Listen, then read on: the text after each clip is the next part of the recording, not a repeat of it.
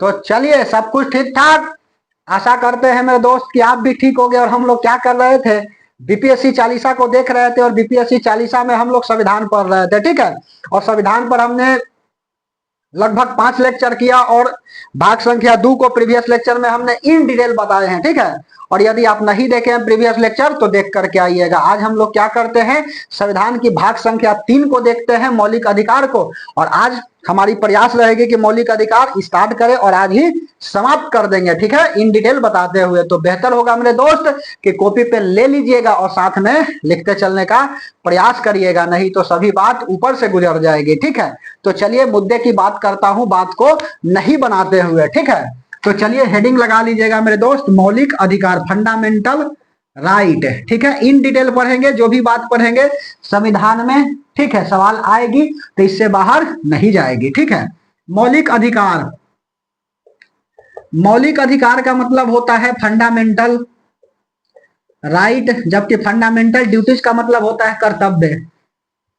Fundamental right, देखो, मौलिक अधिकार का मतलब होता क्या है, जब कोई भी व्यक्ति जन्म ले लेता है तो उसी समय से उसको अधिकार मिल जाती है, बोलने का अधिकार, ठीक है। जैसे ही लड़का जन्म लेता है ना, तो उसके बाद 6 महीना का होता है कि नहीं, तो अगर माई सिखाती है ना कि बोल बउआ बा बा बा बा, तो देखो इसका मौलिक अधिकार जो है ना वह क्या है, तो बोलने का अधिकार हो गया। इसमें यही तो पढ़ाना है जी।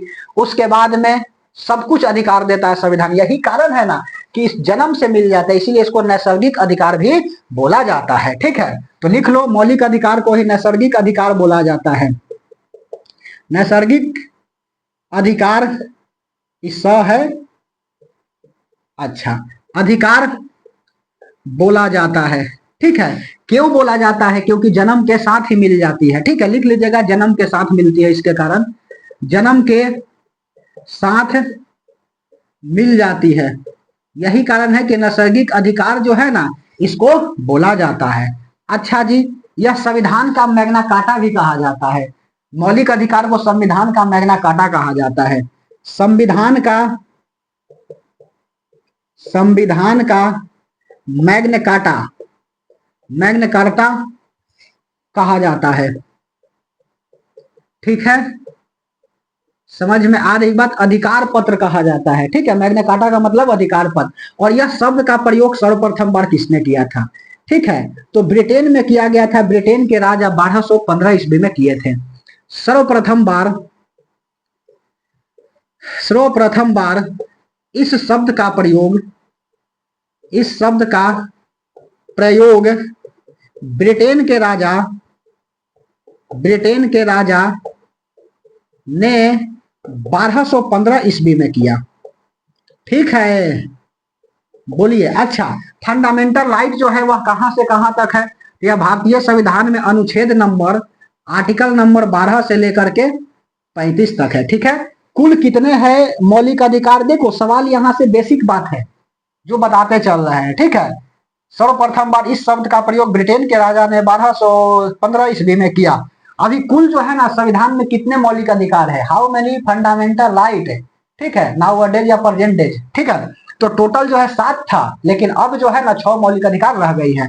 कुल 7 मौलिक अधिकार थे, ठीक है, थे है, लेकिन वर्तमान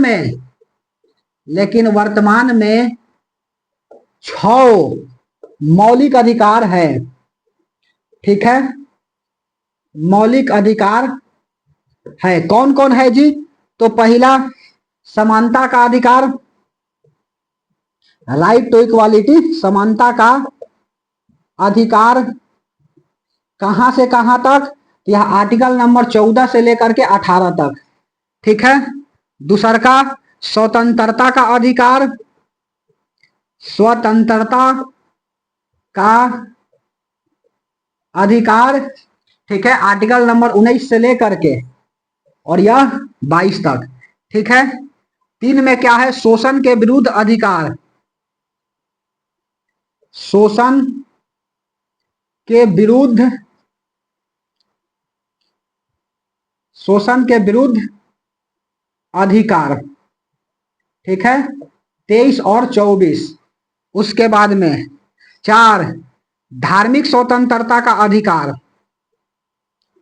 धार्मिक स्वतंत्रता का अधिकार 25 से लेकर के 28 तक। 5 उसके बाद में 5 में क्या लिखा गया है, तो 5 में लिखा गया है कि जो आपका अल्पसंख्यक है उसके हितों का संरक्षक। तो लिखो अल्पसंख्यक के हितों का संरक्षण, अल्पसंख्यक का संरक्षण खाली लिखो, का संरक्षण 29 से लेकर के 30 तक, ठीक है। 6 संपत्ति का अधिकार, संपत्ति का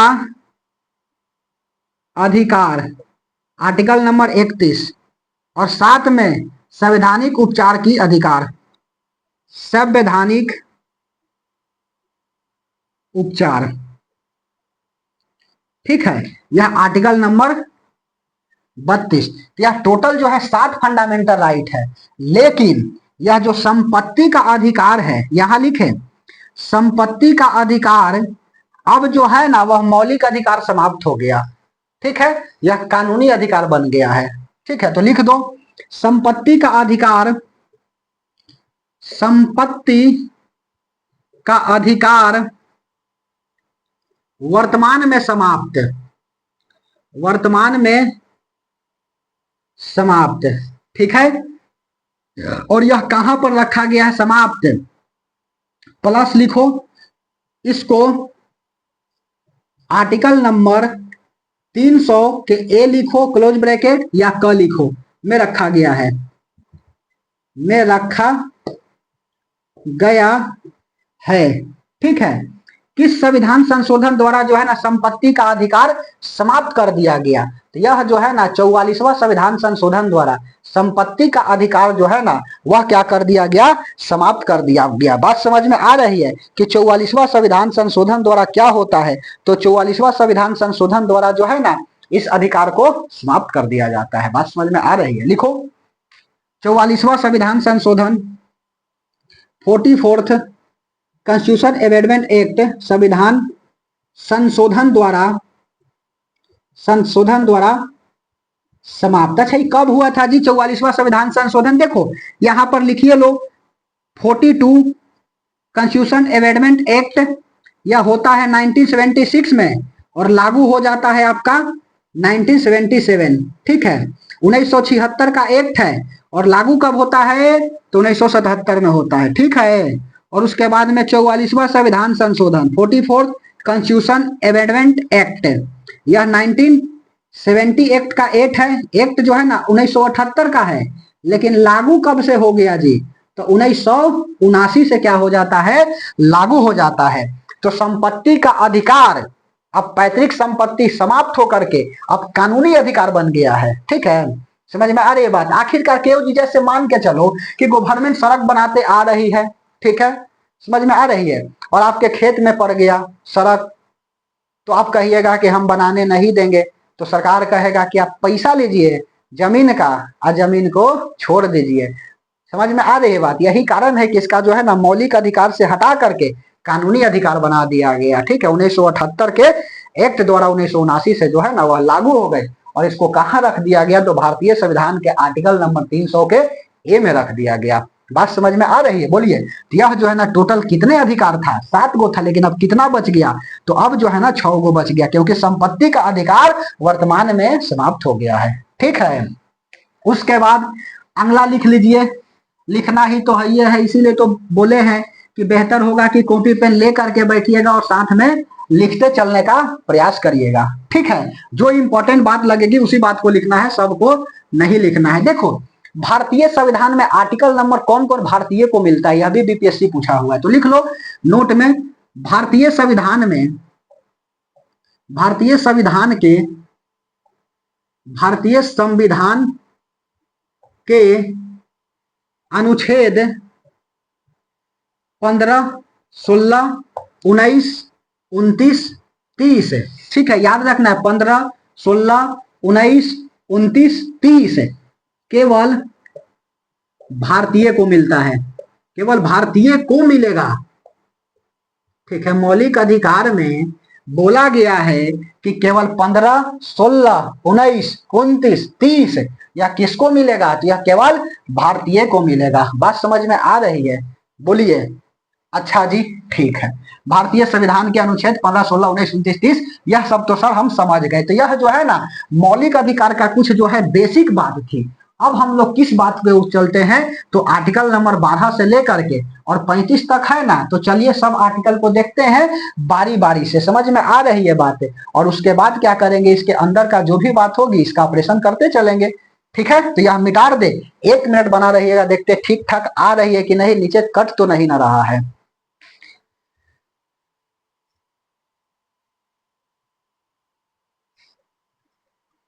चलिए, सब कुछ ठीक ठाक आ रहा है, समझ में आ रही है, तो चलिए मिटा दें।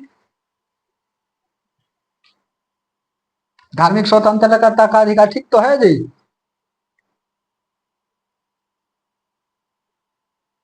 अच्छा, ये अल्पसंख्यक संस्कृति शिक्षा का, ठीक है। देखो किताब में देखिएगा तो संस्कृति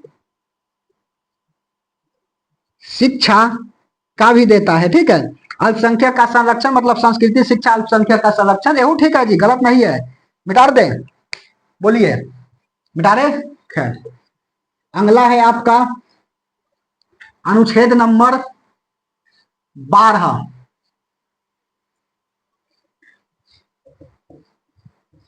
अनुच्छेद नंबर 12।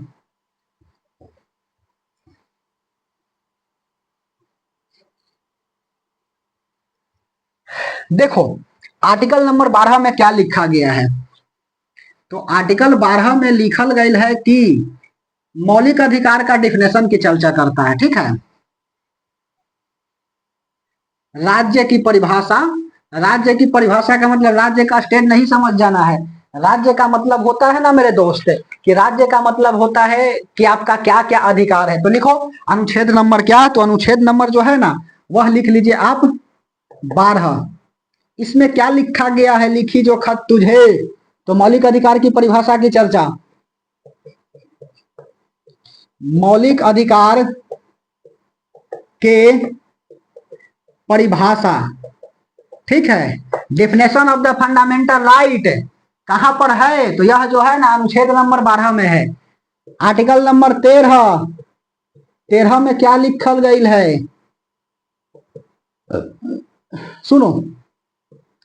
इसमें लिखा गया है कि यदि संसद कोई कानून बनाती है, ठीक है, और यदि मौलिक अधिकार का ठेस पहुंचता है तो सुप्रीम कोर्ट जीरो कर देगी उस अधिकार को। बात समझ में आ रही है, तो लिख लीजिए यदि संसद, यदि संसद कोई कानून बनाता है और उससे मौलिक अधिकार, मौलिक अधिकार का हनन होता हो तो, हनन होता हो तो संसद शून्य कर सकती है। संसद नहीं जी, यदि संसद कोई कानून बनाता है और उससे मौलिक अधिकार का हनन होता है तो supreme court, supreme court, supreme court शून्य, शून्य कर सकता है, ठीक है। अर्थात अल्पीकरण की चर्चा लिखी गई है जी, एक लाइन में अल्पीकरण की चर्चा। देखो जानकारी शेयर करने थोड़ी आए, सब कहानी बताते आए हैं, ठीक है, कि आखिरकार है क्या अल्पीकरण का मतलब क्या होता है। कि आपका कोई कानून है जैसे बनाया गया, मौलिक अधिकार का ठेस पहुंचता है क्योंकि यह न्यायालय में परिवर्तनीय है, ठीक है। समझ में आ रही है बात? मौलिक अधिकार फंडामेंटल राइट न्यायालय में परिवर्तनीय है जी, मौलिक अधिकार न्यायालय में परिवर्तनीय है, न्यायालय में परिवर्तनीय है। समझ में आ रही है बात? अच्छा, यदि आपका मौलिक अधिकार का उल्लंघन होता है तो आप क्या कर सकते हैं? हाईकोर्ट को नजरअंदाज करके सुप्रीम कोर्ट जा सकते हैं, ठीक है। या आर्टिकल नंबर 32 में लिखा गया, 32 तक पहुंचने तो लिख दे। यदि मौलिक अधिकार का हनन होने पर, मौलिक अधिकार का हनन होने पर सुप्रीम कोर्ट, सर्वोच्च न्यायालय, सुप्रीम कोर्ट, आर्टिकल नंबर लिख लो 32, ठीक है, एवं high court, high court article number 226 के तहत जा सकते हैं, ठीक है। 5 प्रकार का रीट देता है जी सुप्रीम कोर्ट, और एक अन्य देता है आपका 6 गो हाई कोर्ट। समझ में आ रही है बात? अच्छा, अल्पीकरण की चर्चा में होता क्या है कि आपको घूमने की आजादी है, ठीक है। तो 19 के 4 में लिखा गया इसे कि आपको क्या है, घूमने की आजादी है, बोलने का आजादी है, यही तो अल्पीकरण होता है, और उसके लिए स्पेशल बना दिया गया 19 का, ठीक है, राइट टू इन्फॉर्मेशन। खैर, यह क्या है, यदि संसद कोई कानून बनाता और उससे मौलिक अधिकार का हनन होता हो तो सुप्रीम कोर्ट शून्य कर देगा उस कानून को, ठीक है, कुछ नहीं मानेगा। बात समझ में आ रही है? बोलिए। उसके बाद में आर्टिकल नंबर 14, क्योंकि देखो संसद के साथ साथ है, ठीक है, संसद बनाएगा या सरकार बनाएगा, यही तो बनाएगा, कानून बनाने का हक जो है ना इसी का है, ठीक है। अच्छा, सुप्रीम कोर्ट सबसे बड़ा जो है संविधान का रक्षक होता है, ठीक है। अनुच्छेद नंबर 14, विधि के समक्ष समानता, विधि के शासन की चर्चा है, विधि के शासन कैसे जो है ना रूल के अनुसार शासन होगा, ठीक है। जैसे सुनो, विधि के शासन आर्टिकल नंबर 14 के 1 में क्या लिखा गया है? विधि के समक्ष समानता, विधि के समक्ष समानता, विधि का मतलब होता है रूल, रूल सबके लिए क्या है, समान है जी। यह कहां से लिया गया है? ब्रिटेन के संविधान से लिया गया है, बताए हैं जी विदेशी स्रोत, ब्रिटेन से क्या है लिया गया है। और 14 नंबर 2, ठीक है, इसमें क्या लिखा गया? विधि के समक्ष समानता, तो विधि के समान संरक्षण, रूल जो हम फॉलो करेंगे आपको भी करना पड़ेगा, जो रूल आपके लिए है बना हमारे लिए भी बना है। समक्ष समानता है, रूल के सामने सब कोई बराबर है, नियम सबका बराबर है जी। एक मंत्री का जितना नियम बना हुआ है तो एक आम जनता के लिए भी वही नियम बना हुआ है, ठीक है। तो विधि के समक्ष समानता, विधि के समान संरक्षण, विधि के समक्ष समानता, विधि के समान संरक्षण, संरक्षण, और यह कहां से लिया गया है? यूएसए के संविधान, यूनाइटेड स्टेट ऑफ अमेरिका के संविधान से लिया गया है, ठीक है। उसके बाद में अगला अनुच्छेद नंबर 15, अनुच्छेद 15, इसमें क्या लिखा गया है? धर्म, जाति, लिंग, वंश के आधार पर भेदभाव नहीं कर सकते हैं, लिख लो। धर्म, जाति, लिंग, धर्म, जाति, लिंग, वंश के आधार पर भेदभाव नहीं किया जा सकता है, ठीक है, नहीं किया जा सकता है, ठीक है। और 15 के 3 में क्या लिखा गया है? आर्टिकल नंबर 15 के 3, जो जो इंपॉर्टेंट है उसको लिखना पड़ेगा जी, इसके अंदर भी जो जो टूटा हुआ है। आर्टिकल नंबर 15 के 3 में लिखा गया है कि महिलाओं और बच्चों के लिए कुछ संरक्षण की बात है, ठीक है। यही जो है ना अधिनियम जो है 1905 द्वारा क्या किया जाता है, महिलाओं के लिए जो है ना यह लाया जाता है, ठीक है। समझ में आ रही है बात? विशेष प्रावधान किए जाते हैं यह अधिनियम आपका 2005 में, ठीक है, घरेलू हिंसा रोकथाम के द्वारा। नहीं तो पहले था क्या कि आता था सब दारू वगैरह पी करके और महिलाओं को धर करके कुटना स्टार्ट कर देता था। धन्य है नीतीश कुमार जो बिहार में शराबबंदी को लागू कर दिए।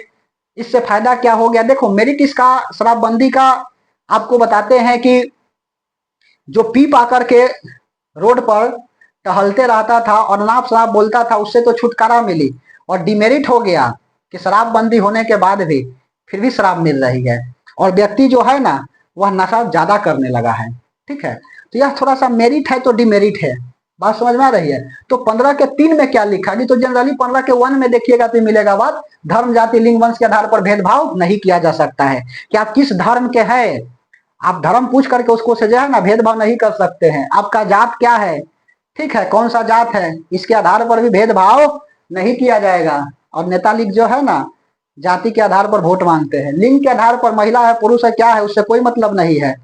आपके साथ भेदभाव नहीं किया जाएगा, क्योंकि विधि के समक्ष समानता की बात कहा गया है और समान संरक्षण की बात कहा गया है, तो फिर अलग कैसे हो जाएगा कोई। उसके बाद में 15 के 3 में क्या लिखा गया, इन डिटेल पढ़ेंगे, अच्छा से पढ़ेंगे। 15 के 3 में लिखो बच्चे बच्चे एवं महिलाओं के विशेष प्रावधान, ठीक है, महिलाएं बच्चे का क्या है विशेष प्रावधान की बात कही गई। इसी में लिख लो मारपीट मारपीट हिंसा अधिनियम 2005 द्वारा, ठीक है, समझ में आ रही है बात। नहीं तो महिलाओं को विशेष प्रावधान नहीं दिया जाता ना जी, तो महिलाओं को मार देता, ठीक है, और उसके साथ रूल गलत होती, इसीलिए जो है ना ये आर्टिकल को जोड़ दिया गया 15 के 3 में। 15 3 आर्टिकल नंबर 15 के 6, ठीक है। ये 15 के 3 में पढ़ोगे ना तो एक बात और लिखा रहेगा कि यदि मान के चलिए आप हाईवे वगैरह पर जा रहे हैं, ठीक है, और उसके बाद में शौचालय वगैरह का इस्तेमाल करना है, ठीक है, हाईवे है और उसके बाद में आपको शौचालय लग गई, ठीक है, तो आप क्या कर सकते हैं, होटल में जा करके और शौच कर सकते हैं, होटल वाला नहीं रोक सकता है। समझ में आ रही बात। ये आर्टिकल नंबर 15 के 3 में लिखा गया, ऐसा नहीं कि होटल वाला कहेगा कि हम शौचालय यूज नहीं करने देंगे, ठीक है। तो यह जो है ना बच्चे और महिलाओं के विशेष प्रावधान जनरली महिलाओं के लिए यह बोला गया है, ठीक है। अच्छा जी, आर्टिकल नंबर 15 के 6 EWS को शैक्षणिक संस्थान में 10% आरक्षण की चर्चा, मोस्ट इंपॉर्टेंट है, ठीक है। शैक्षणिक संस्थान मतलब शिक्षा में जाएगा तो 10% आरक्षण मिलेगी EWS को, ठीक है, एलिजिबिलिटी रिकर्व सेक्शन। लिखो शैक्षणिक संस्थानों में कमजोर वर्ग मतलब EWS, शैक्षणिक संस्थानों में EWS को 10% आरक्षण की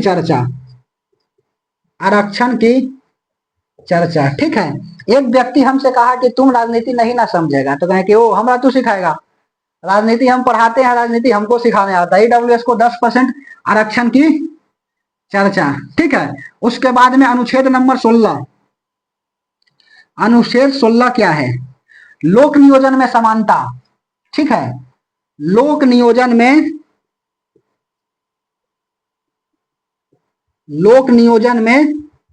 समानता। लोक नियोजन समझते हैं, लोक नियोजन का मतलब होता है सरकारी नौकरी में लोक नियोजन में समानता, सब समान है, लेकिन लेकिन लेकिन सुनिए, लेकिन आज जब आ गया तो कुछ ना कुछ तो बात होगी। लोक नियोजन में समानता, ठीक है, कि नौकरी सबके लिए समान है। देखो अब लोक नियोजन में समानता आरक्षण कहां से आएगा, काका का लेकर आयोग बनेगा, बीपी मंडल आयोग बनेगा, ये सब क्या कहेगा आयोग से, सुनो, लोक नियोजन में समानता, अच्छी बात है।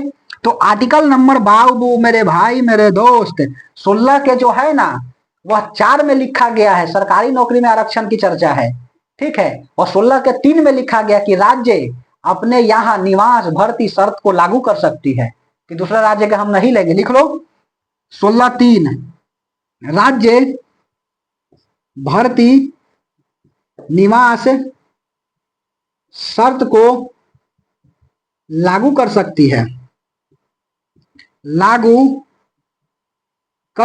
है, जैसे मान के चलिए राज्य भर्ती निवास शर्त को लागू कर सकती है।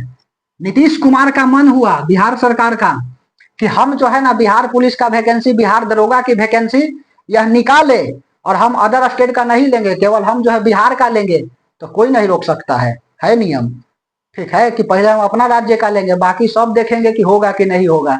उसके बाद राज्य भर्ती निवास शर्त यह सबको लागू कर सकती है। अब नीतीश कुमार जी का मन रहेगा कि हम जो है ना 90% बिहार वासियों को लेंगे और 10% अदर स्टेट का लेंगे, यह नीतीश कुमार जी कर सकते हैं। बात समझ में आ रही है, बोलिए। राज्य भर्ती निवास शर्तें को लागू कर सकती है। उसके बाद में 16 के 4 में लिखा गया है सरकारी नौकरी में आरक्षण की चर्चा, ठीक है, सरकारी, ठीक है, या तो करिए नौकरी सरकारी और नहीं तो बेचिए तरकारी, दोनों में एकदम फायदा होगा। कोरोना में देखो ना, नहीं कमाने वाला जो है ना आराम से घरे बैठ गया, तरकारी बेचे वाला खूब बढ़िया बिजनेस चला, और उसके बाद में देखो सरकारी नौकरी वाला घर बैठल पैसा आ रहा था। अच्छा जी, पैसा आ ही रहा था, जनसंख्या बढ़ ही रहा था, सब कम हो गया। सरकारी नौकरी में आरक्षण, सरकारी नौकरी में आरक्षण 16 के 4 में लिखा गया है, और 16 के 6 में लिखा गया है कि ईडब्ल्यूएस को 10% आरक्षण सरकारी नौकरी में, यहाँ शैक्षणिक संस्थान में हम बोल रहे हैं, एडमिशन करावे जाएगा ना स्कूल में तो 10% आरक्षण मिलेगा। और 16 के 6 में लिखा गया है कि नौकरियों में मिलेगा। 16 6 बीत जाएगी सर्दी और बीत जाएगी गर्मी, ठीक है, अगर तन पे लगवानी है हल्दी तो लेना पड़ेगा सरकारी वर्दी, ठीक है। 16 6 खैर, तो देखिए 16 6 में क्या लिखा गया है, 10% सरकारी नौकरी में आरक्षण की चर्चा। ईडब्ल्यूएस को 10% सरकारी नौकरी में आरक्षण, सरकारी नौकरी में आरक्षण, ठीक है। तो यह 16 का हमने ऑपरेशन किया, ठीक है। आर्टिकल नंबर 16 को इतना ऑपरेशन किया, आर्टिकल नंबर 15 का ऑपरेशन किया, ठीक है। एक एक लाइन पढ़ा करके निकलने में कोई हर्ज नहीं है। चलो यह वाला मिटा दे, समझ में आ रही है? बोलिए, जो भी पढ़ेंगे इन डिटेल पढ़ेंगे, अदरवाइज नहीं पढ़ेंगे, ठीक है। ऊपर ऊपर पढ़ने से नहीं, एक बार पॉलिटिकल साइंस पढ़ लीजिए, अच्छा से पढ़ लीजिए, सवाल कहीं से आए बनाइए, बन जाएगा, बात खत्म, चाहे कोई भी कंपटीशन लेवल का हो, ठीक है। चलिए अब देखो इस आरक्षण के लिए क्या है, आयोग बनता है जी। जैसे काका कालेकर आयोग क्या कहता है, काका कालेकर समिति 1953 में बनता, 1955 में रिपोर्ट देता है, ठीक है। और VP मंडल वाला जो है ना 1978 में बनता, 1980 में रिपोर्ट देता है कि क्या है। 1990 में इंदिरा साहनी केस कर दिए थे, ठीक है। तो चलिए हेडिंग लगा लीजिए कि आरक्षण को लेकर के कुछ कमेटी बनी, आरक्षण से संबंधित कुछ आयोग बने, जैसे काका कालेकर आयोग, पहला काका कालेकर, कलेक्टर नहीं जी, कालेकर आयोग, ठीक है। काका कालेकर आयोग, देखो यदि आरक्षण गलत होता, ठीक है, तो आपको बताते हैं कि सुप्रीम कोर्ट शून्य कर सकती है, यही ना, कि यदि मौलिक अधिकार का उल्लंघन होगा तो सुप्रीम कोर्ट सीधे शून्य कर देगी उस कानून को। लेकिन आरक्षण सही है जी, बात समझ में आ रही है? 1932 का हरिजन समाज सेवक जब आपका भीमराव अंबेडकर जी गांधी से मिलते हैं 24 सितंबर 1932 को पूना पैलेस में, ठीक है, यरवादा जेल में, यही कहलाता है आपका मिलन दोनों गोरा का। और आरक्षण दे देते हैं, 147 प्रांत देते हैं, संयुक्त रूप से नहीं, संयुक्त रूप से जो है ना वो अलग करके नहीं दिए, लेकिन जो है ना सब जोड़ करके देते हैं। गांधी हरिजन समाज लाए थे, आरक्षण को लेकर के भर गए थे ना, इस सब इतिहास में कहानी बताए हैं। तो देखो यह सही है, पॉजिटिव के लिए सही है, यदि नेगेटिव से जो सोच लेता है ना उसके लिए गलत हो जाता है। सुनो, यहाँ पर ओबीसी समिति के लिए आरक्षण से संबंधित कुछ आयोग बने ओबीसी के लिए, ठीक है, ओबीसी आयोग। यह क्या क्या बना से सुनो, काका कालेकर आयोग कहता है कि एससी के लिए जो है ना वह 15% आरक्षण की बात कहा, और उसके बाद में एसटी के लिए 7.5% के आरक्षण की बात कही। इस समिति ने या इस आयोग ने एससी शेड्यूल कास्ट के लिए 15% आरक्षण, शेड्यूल कास्ट एससी के लिए 15% एवं एसटी के लिए 7.5% आरक्षण की बात कही, आरक्षण की बात कही। बात समझ में आ रही है? अच्छा, यह आता कब है जी? 1955 में आया, रिपोर्ट दिया 1953 में, 1955 में रिपोर्ट दिया, 1953 में आयोग बना, ठीक है। और उसके बाद में रिपोर्ट कब दिया जी? रिपोर्ट दिया 1955 में, ठीक है। उसके बाद बनता है आपका काका कालेकर आयोग के बाद VP मंडल आयोग, VP मंडल आयोग, ठीक है। यह आयोग ने क्या बताया? यह आया था 1978 में, रिपोर्ट दिया 1980 में। 1978 में आयोग बना, जबकि रिपोर्ट में क्या दिया था तो सुनो, रिपोर्ट दिया 1980 में। ठीक है, यह 8 है। 1980 में क्या करता है, यह रिपोर्ट देता है। इसमें लिखा गया कि एससी के लिए जो है ना वह 15%, एसटी के लिए 7.5% और ओबीसी के लिए 27%। ठीक है, समझ में आ रही है बात? तो कितना हो जाएगा जी? 50, 15, 7, 22 और 23, मतलब 49.5% हो जाएगा, यही ना। उसके बाद में इसके लेकर के जो है ना वीपी मंडल पर केस कर दिए 1990 में इंदिरा साहनी। ठीक है, 10% और आरक्षण की अतिरिक्त बात बोले थे जी, तो कहे कि ना ना ना, यह जो है ना गलत हो जाएगा। आप विशेष परिस्थिति में 10% दे सकते हैं, लेकिन 50% से ज्यादा जो है ना आरक्षण होबे नहीं करेगा। बात समझ में आ रही है? बोलिए, समझ में आ रही तो बोलिए हाँ, और नहीं समझ में आ रही है तो बोलिए ना। ठीक है, तो लिखो 1978 में आयोग बना, जबकि रिपोर्ट दिया 1980 में, वीपी मंडल आयोग। यह आयोग ने क्या कहा से सुनो, 1990 में यह आयोग ने कहा कि A to Z बात समझिएगा तभी समझ में आएगा। 1990 में यह आयोग ने कहा कि एससी को 15% आरक्षण, एसटी को 7.5% आरक्षण। ठीक है, 7.5% आरक्षण, और तथा एवं लिखो ओबीसी अदर बैकवर्ड कास्ट को कितना, ओबीसी को जो है ना 27% आरक्षण, आरक्षण की बात कही। ठीक है, बात कही, अच्छी बात है। और उसके बाद 1992 में इंदिरा साहनी जो है ना केस किए कि 50% से आरक्षण ज्यादा नहीं होगा, विशेष परिस्थिति में 10% आरक्षण दिया जाना चाहिए। तब यहाँ पर देख रहे हो 49.5 लगभग 50 हो ही गया, 10 दे देंगे तो 60 हो जाएगा, तो दिखते हो जाएगा। तो इंदिरा साहनी जी कहते हैं ना वीपी मेनन को, ठीक है, केस कर दिया सुप्रीम कोर्ट में। यह केस चला गया और कहा गया कि विशेष परिस्थिति में मिल सकता है 10%। इतना तो यह बात बोले कि इतना मिलेगा, लेकिन विशेष परिस्थिति में 10% और अतिरिक्त आरक्षण की बात करते हैं कौन? तो यह आपका वीपी मंडल। 1992 में इंदिरा साहनी कहते हैं कि गलत है, 50% से आरक्षण ज्यादा नहीं होगा। किसी भी संभव स्थिति में जो है ना, हाँ, एक विशेष परिस्थिति में दिया जा सकता है 10% अतिरिक्त, कि ताकि जो है ना आरक्षण का देखो मतलब होता क्या, पहले सुनो ध्यान से। आरक्षण का मतलब होता है कि वैसे व्यक्ति को आरक्षित किया जाता है जो समाज में निचले स्तर पर आता है, जो नॉन क्रीमी लेयर है। ठीक है, मतलब जिसकी तनख्वाह सालाना 8 लाख से कम हो, तो उसको आरक्षण दे करके और समाज के साथ लाया जाता है। ठीक है, इसलिए यह पॉजिटिव डिस्क्रिमिनेशन है, गलत नहीं है। बात समझ में आ रही है? बोलिए, तो बोला गया कि 50% चलो इसे दे दो आरक्षण, ठीक है, लेकिन जब बहुत कमजोर है तो 10% अतिरिक्त आरक्षण दे करके और उसको साह दो। तब बोलते इंदिरा साहनी कि चलो ठीक है, लेकिन ऐसे नहीं, विशेष परिस्थिति में, ठीक है, विशेष परिस्थिति में दिया जाएगा और 50% से आरक्षण ज्यादा नहीं हो सकता है। यही बात तो बिहार सरकार नीतीश कुमार जो है ना इलेक्शन से पहले विशेष परिस्थिति लागू करके कर दिए थे 60, गया कोर्ट में, हाई कोर्ट में। ठीक है, उसके बाद में हाई कोर्ट में नीतीश बाबू का पुकार हो गया कि बताओ जी कुछ पढ़ले लिखले हैं। नीतीश कुमार गए, कहे कि हुजूर हुजूर प्रणाम प्रणाम प्रणाम। ठीक है, उसके बाद में होता क्या है, कहें कि देखो वीपी मंडल आयोग बना था 1978 में, रिपोर्ट दिया 1980 में, तो कहे हाँ जी सर।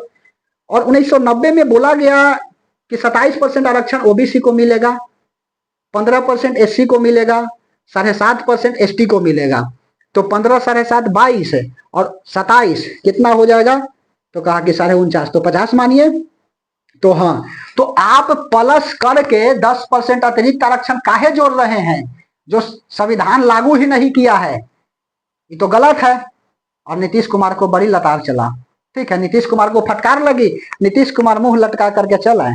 ठीक है, बात समझ में आ रही है? तो यह बात बोला गया है तो ध्यान से समझिएगा। ठीक है, यह मिटा रहे इधर वाला, लिख दो नोट में, समझना है, अच्छा से समझना है। ना ये पार ना वो पार, आपके पास सीधा बीपीएससी पार।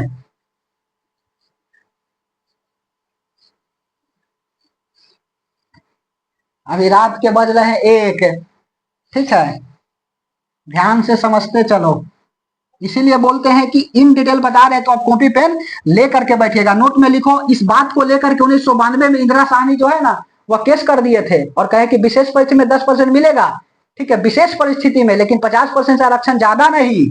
ठीक है, वीपी मेनन, ठीक है, वीपी मंडल आयोग, वीपी मंडल आयोग लिखे तो है। 1978 में आयोग बना, जबकि रिपोर्ट दिया 1990 में। आयोग ने कहा कि ठीक है चलो, वीपी मंडल को बात के लेकर, वीपी मंडल के बात को लेकर 1992 में इंदिरा साहनी ने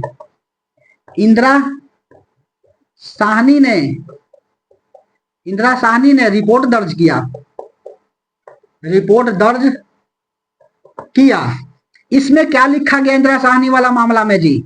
इंदिरा साहनी मामला क्या था? कहा कि विशेष परिस्थिति में 10% आरक्षण मिलेगी, नॉन क्रीमी लेयर को मिलेगा, क्रीमी लेयर को नहीं मिलेगा, और 50% से आरक्षण ज्यादा नहीं। ठीक है, विशेष परिस्थिति में 10% आरक्षण की चर्चा। विशेष परिस्थिति में यदि बहुत खराब स्थिति है तभी सरकार 10% दे करके उसको उजागर कर देगी, ऐसे नहीं देगी कि यहू ले लो।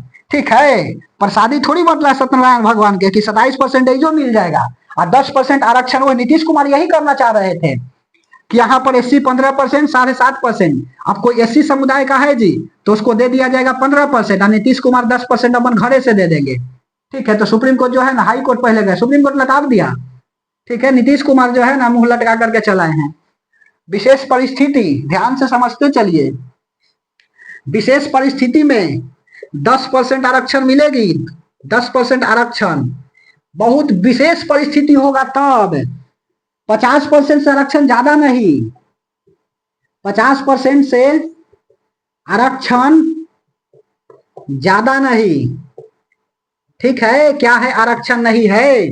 और उसके बाद में क्रीमी लेयर को आरक्षण नहीं मिलेगा, चाहे कोई भी रहे, क्रीमी लेयर को आरक्षण नहीं मिलेगी। यही कारण है ना कि इनकम सर्टिफिकेट बनाया जाता है। इनकम सर्टिफिकेट मांगेगा फॉर्म भरने घड़ी। ठीक है, कि आपकी जो है ना वार्षिक सालाना वेतन कितना है, तो ये बिहार है, आइए ना हमारा बिहार में, पूरा रद्दी कागज मिलेगा नीतीश सरकार में। क्रीमी लेयर को आरक्षण नहीं, कि जिसकी तनख्वाह 8 लाख से सालाना, एक साल में यदि 8 लाख रुपया कमाता है व्यक्ति, उससे कम है तो आरक्षण मिलेगा, ज्यादा है तो ना मिलेगा। ठीक है, सौभे को मिल रहा है कि 8 लाख से ज्यादा कोई कमाता कहाँ है। एक व्यक्ति जो है ना जमीन खरीदेगा 22 लाख या बेच देगा 10 दिन बाद 30 लाख में, ले 10 दिन में कमा लेगा, उसको भी आरक्षण ले रहा है।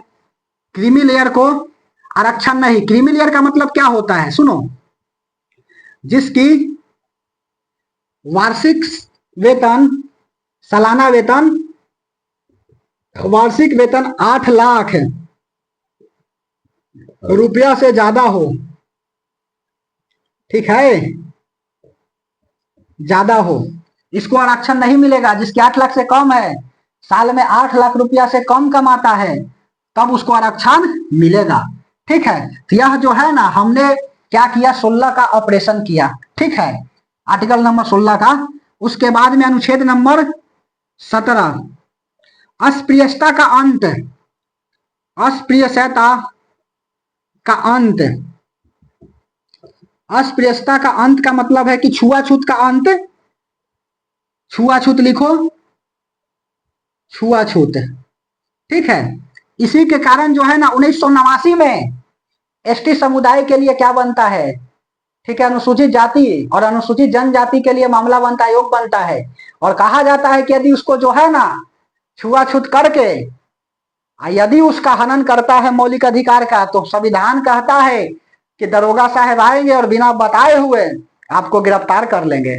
ठीक है, चौधरी समुदाय हो गया पासी, उसके बाद में पासवान हो गया, तो यह सब एससी समुदाय में आते हैं।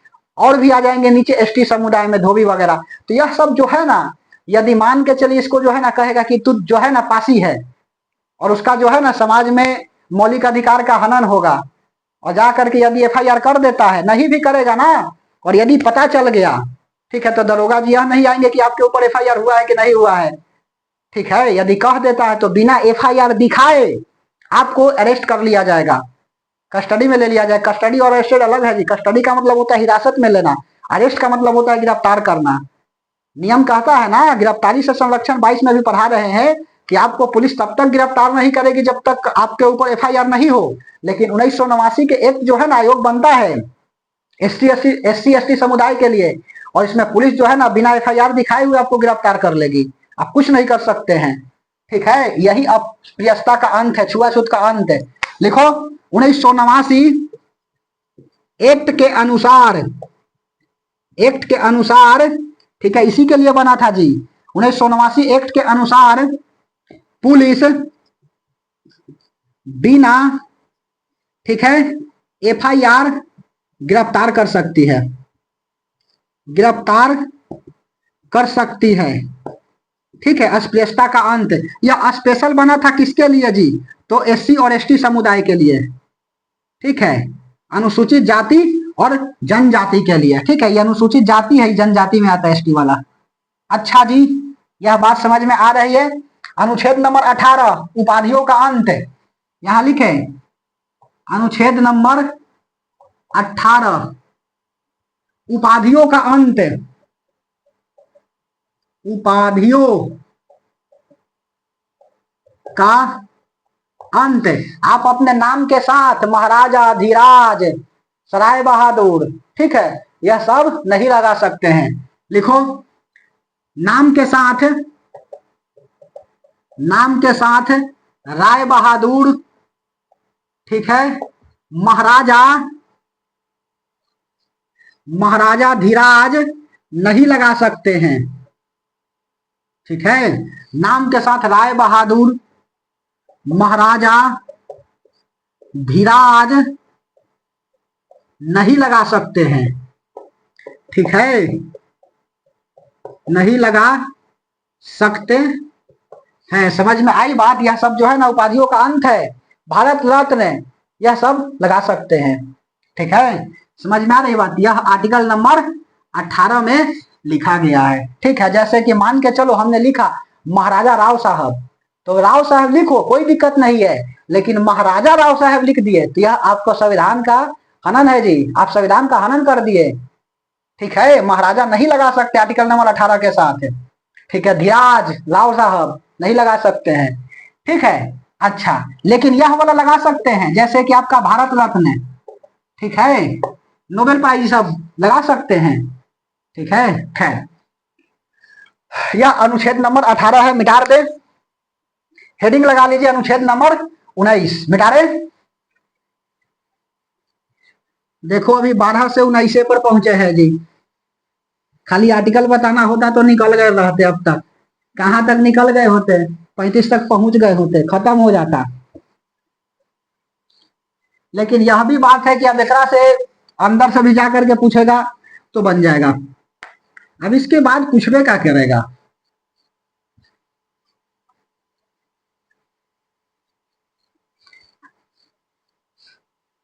यदि आप बड़ा सपना देखे हैं तो मेहनत भी करना पड़ेगा एकदम लेबर की तरह, तब जाकर के हो जो है ना क्या हो सकता है, तब जाकर के सफलता मिल सकती है। ठीक है, अनुच्छेद नंबर 19, 19 के ए में क्या लिखा गया है? ठीक है, देखो पहला बात, अभिव्यक्ति की आजादी जो है ना, अभिव्यक्ति की आजादी, यह आर्टिकल नंबर 19 में लिखा गया है। ठीक है, और इसके जो है ना देखो क्या क्या आजादी है इसे। ठीक है, 19 का ए, अभिव्यक्ति की आजादी, आपको क्या क्या संविधान आजादी देता है।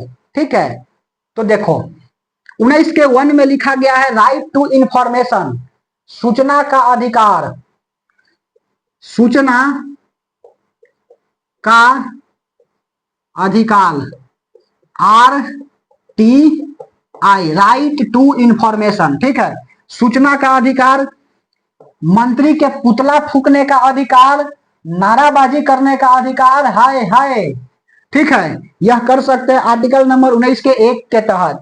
मुखिया जी से पूछ सकते हैं कि मुखिया जी बताइए ना कि आपके हाल चाल क्या है, जो रोडवा ढलवा रहे हैं हमारे मोहल्ला में, ये बताइए कि कै का गिट्टी मसाला डाले हुए हैं।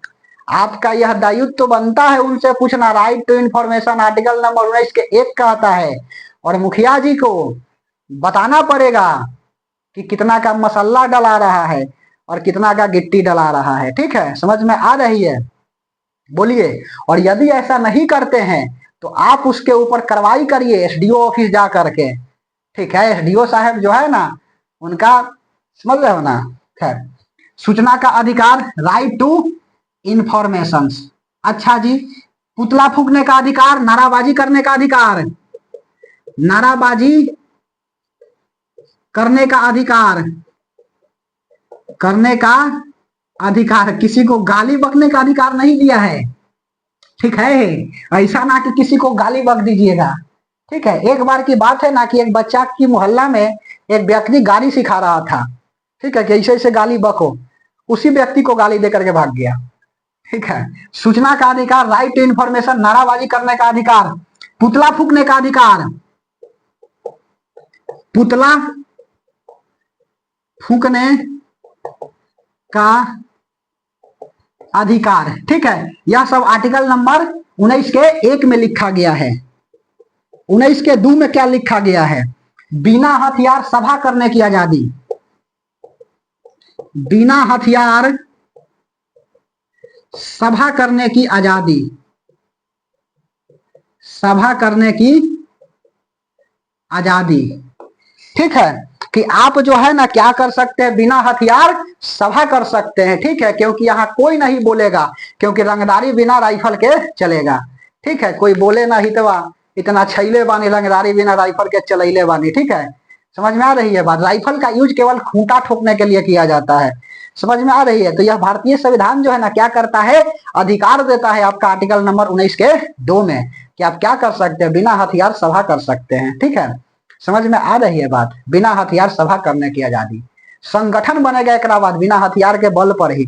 ठीक है, संगठन बनाने का अधिकार जो है ना आर्टिकल नंबर 19 के 3 में। ठीक है, तो आर्टिकल नंबर 19 का 2 कहता है कि बिना हथियार सभा आप कर सकते हैं, कोई ना बोलेगा हित, क्योंकि इतना छैले बानी और रंगदारी बिना राइफल के चलैले बानी। ठीक है, खैर, बिना हथियार सभा करने की आजादी, आर्टिकल नंबर 19 के 2। उसके बाद में आर्टिकल नंबर 19 के 3। ठीक है, अच्छा, उसके बाद लिखो संगठन बनाने का अधिकार। ठीक है, संगठन बनाने का अधिकार, आप संगठन बना सकते हैं। ठीक है, यह आर्टिकल नंबर 19 के 3 बोलता है। 19 के 4, 19 के 4 में लिखा गया है कि घूमने की आजादी। मेनका गांधी केस में बोला गया ना कि विदेश, भारत जो है, भारत के लोग जो है ना वह देश के साथ साथ विदेश में भी घूम सकता है, विदेश घूमने की आजादी मेनका गांधी केस में कहा गया। ठीक है, कि आप जो है ना यहाँ पर है और चल जाइए रसिया में राशन लाने। ठीक है, आ गए हैं शासन में और चल जाइए राशन लेने रूस। ठीक है, तो 19 का 4, 19 के 4 में क्या है? घूमने की आजादी, भ्रमण करने की आजादी, भ्रमण करने की आजादी। ठीक है, यह आर्टिकल नंबर जो है 19 के 4 में लिखा गया है। 19 के 5 में क्या लिखा गया है? व्यवसाय करने का अधिकार। ठीक है, व्यवसाय करने का अधिकार, आप बिजनेस कर सकते हैं, आर्टिकल नंबर 19 के 5 में लिखा गया है। ठीक है, आर्टिकल नंबर 19 के 6 में लिखा गया है संपत्ति खरीदने का अधिकार। ठीक है, संपत्ति खरीदने का अधिकार। ठीक है, संपत्ति खरीदने का अधिकार जो है ना यह आपका कहां लिखा गया है? तो यह जो है ना आर्टिकल नंबर 19 के 6 में लिखा गया। यह भी तो समाप्त हो गया है जी, यह मौलिक अधिकार से समाप्त है। ठीक है, मौलिक अधिकार समाप्त, मौलिक अधिकार से समाप्त है। अधिकार से समाप्त। ठीक है, बताए तो अभी हो, समझ में आ रही बात। अभिव्यक्ति की आजादी टोटल जो है ना 7 गो नहीं 6 गो मारिएगा कि क्या क्या 19 के आर्टिकल में आजादी मिला है। 7 गो ना मार दीजिएगा। संपत्ति खरीदने का अधिकार है, लेकिन ये मौलिक अधिकार अब नहीं रहा। अभी बताए ना 300A में रखा गया, जस्ट बोले हैं 10-15 मिनट पहले। 19 के 7 में कहीं भी बसने की आजादी, कहीं भी बसने की आजादी। ठीक है, पहले संपत्ति खरीदेंगे, व्यवसाय करने के लिए जा करके किनेंगे 2 कट्ठा जमीन, और ये बस जा करके किनेंगे 2 कट्ठा जमीन, और ये बैठाएंगे आटा चक्की का मशीन। ठीक है, और व्यवसाय हो जाएगा, उजे रहेंगे। समझ में आ रही है। तो संपत्ति का अधिकार अब मौलिक अधिकार नहीं रहा, कानूनी अधिकार बन गया है। ठीक है, अच्छा जी, तो यह वाला है क्या आपका अभिव्यक्ति की आजादी। उसके बाद अगला आर्टिकल नंबर 20, अनुच्छेद नंबर 20। 20 में क्या लिखा गया है? 20 में लिखा गया है दोष सिद्ध से संरक्षण। ठीक है, दोष सिद्ध से संरक्षण। यह कहां लिखा गया? तो इसी में लिखा गया है, दोष सिद्ध से संरक्षण। आर्टिकल नंबर जो है मेरे दोस्त, यह 20 में लिखा गया है। और इसमें क्या लिखा गया है? इसमें लिखा गया है कि एक दोष के लिए एक सजा। ठीक है, समझ में आ रही है बात कि कोई मान के चलो कि एक दोष के लिए जो है ना वह 2 गो उसको सजा देना चाहता है तो नहीं दे सकता है। ठीक है, एक दोष के लिए जो है ना वह क्या हो सकता है, एक ही सजा की बात कही गई है, ऐसा नहीं। और सजा उसी समय के अनुसार दिया जाएगा, ना पहले के रूल के अनुसार ना बाद के नियम बनने के अनुसार। ठीक है, समझ में आ रही है बात। अच्छा, और व्यक्ति से जबरन कुछ नहीं पूछा जा सकता है। ठीक है, यही है दोष सिद्ध से संरक्षण। ठीक है, लिखो कि एक दोष के लिए, एक दोष के लिए एक सजा, एक सजा का प्रावधान। ठीक है, समझ में आ रही है बात। एक दोष के लिए एक सजा का प्रावधान हो गया। ठीक है, और सजा उसी समय के अनुसार, सजा उसी समय के अनुसार। ठीक है, सजा उसी समय के अनुसार होगा। एक दोष के लिए एक सजा का प्रावधान है, दोष सिद्ध से संरक्षण। एग्जाम्पल में जैसे लिख लो, नार्को टेस्ट नहीं किया जा सकता, उसका मौलिक अधिकार है कि किसी का नार्को टेस्ट। देखो नार्को टेस्ट होता क्या है, सोडियम पेंटेथॉल का, सोडियम पेंटाथॉल का डाला जाता है सॉल्यूशंस, व्यक्ति को पिलाया जाता है और उसके बाद में यह दे दिया जाता है। तो उसमें होगा क्या, व्यक्ति जो है ना वह सच बोल देता है। ठीक है, सोडियम पेंटेथॉल दे करके नार्को टेस्ट उसको बोलते हैं। अपराधी से जो है ना वसूला जाता है। ठीक है, जैसे मान के चलो, देखो यह पॉजिटिव थिंकिंग के लिए अच्छा है जी नार्को टेस्ट। जैसे कोई वह क्राइम करने वाला है, नार्को टेस्ट दे दिया गया। ठीक है, और यह जो है ना उसको जज के सामने ले जाकर के बोला जाएगा कि नार्को टेस्ट हम करवाए हैं और यह बात बताया है, तो जज साहब फटकार लगा देंगे कि तू बताओ रे 20 आर्टिकल ना पढ़ा है। ठीक है, कि उसको जो है ना जबरन आप नहीं पूछताछ कर सकते हैं। ठीक है, नार्को टेस्ट नहीं कर सकते, उससे जबरन आप उगलवा नहीं सकते हैं सच। लेकिन सच इसलिए उगलवाया जाता है ना कि कोई सामान वगैरह वो छिपैले होगा। ठीक है, हथियार, ठीक है, हथियार के दम पर यहाँ रंगदारी चलेगा। ठीक है, और राइफल से खूंटा ठोकाएगा, तो उस खूंटा को ठोकने के लिए यूज थोड़ी किया जाएगा। तो यह नार्को टेस्ट होगी और पुलिस जा करके वहां छापा मार देगा, सामान को पकड़ लेगा।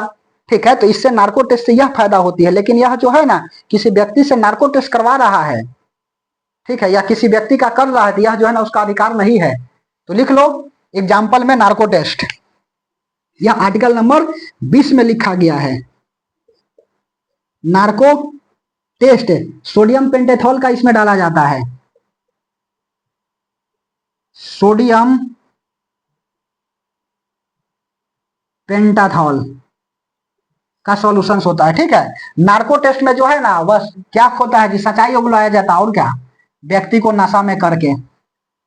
अच्छा जी, उसके बाद में आर्टिकल नंबर 20 के बाद आर्टिकल नंबर 21, प्राण एवं दैहिक स्वतंत्रता। प्राण एवं दैहिक स्वतंत्रता। ठीक है, देखो इसमें क्या क्या लिखा गया प्राण एवं दैहिक स्वतंत्रता में। इसमें लिखा गया है ना कि अपनी मनपसंद से लड़की से विवाह करने की आजादी। तरीके, ठीक है, लड़की जो है ना आपको पसंद नहीं है तो आपसे जबरन नहीं कोई विवाह करवा सकता है। ऐसा नहीं कि पकड़ुआ ब्याह हो जाएगा, ठीक है, कि उठा लिया जाएगा। ब्याह कैसे नहीं करोगे, ठीक है, तो फंस जाएगा उठावे वाला हुआ कि आपको लड़की पसंद नहीं और जबरन जो है विवाह करा रहे हैं। आपको पसंद की लड़की से विवाह करने की आजादी है। ठीक है, लिखो प्राण एवं दैहिक स्वतंत्रता। अपनी पसंद की लड़की, लकड़ी लिखा रहे थे, अपनी पसंद की लड़की से विवाह करने की आजादी, विवाह करने की आजादी, लव मैरिज। ठीक है, समझ में आ रही है बात है। अपनी पसंद की लड़की से आप विवाह कर सकते हैं, कोई नहीं रोकेगा। ठीक है, समझ में आ रही है बात। मियाँ बीबी राजी तो क्या करेंगे काजी। काजी का मतलब होता है जज। आई थी मेरे महाराज पे धूप जलाने, बचा हुआ तेल भी उठा करके ले गई टकले पे लगाने के लिए। ठीक है, अपनी पसंद की लड़की से विवाह करने की आजादी। इसी के तहत जो है ना पुलिस आपके गाड़ी का, बाइक का चाबी नहीं निकाल सकती है, गलत है जी संविधान का। ठीक है, चालान वगैरह काटती है इसी को लेकर के। ठीक है, तो यह आर्टिकल नंबर 21 में लिखा गया है पुलिस। ठीक है, स्पेनिश भाषा का शब्द है पुलिस। पुलिस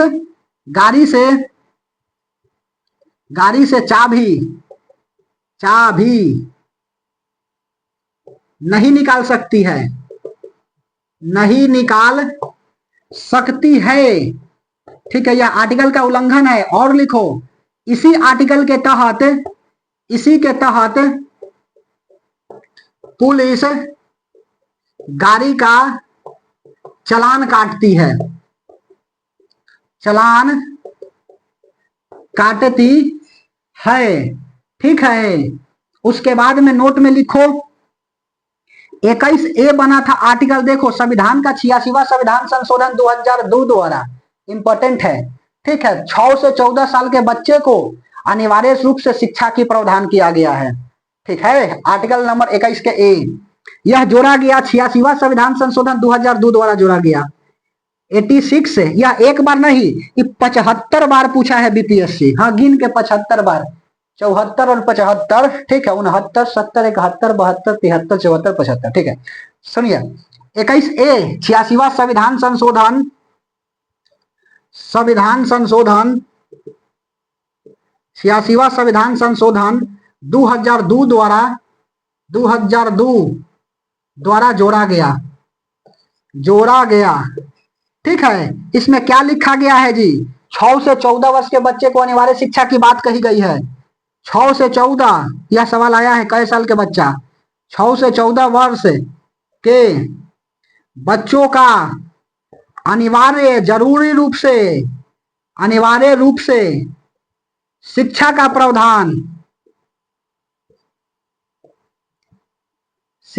प्रावधान, यह एक्ट है आपका 2002 में जोड़ा गया। एक्ट है कौन आपका 2009 का, लागू होता है 2010 से।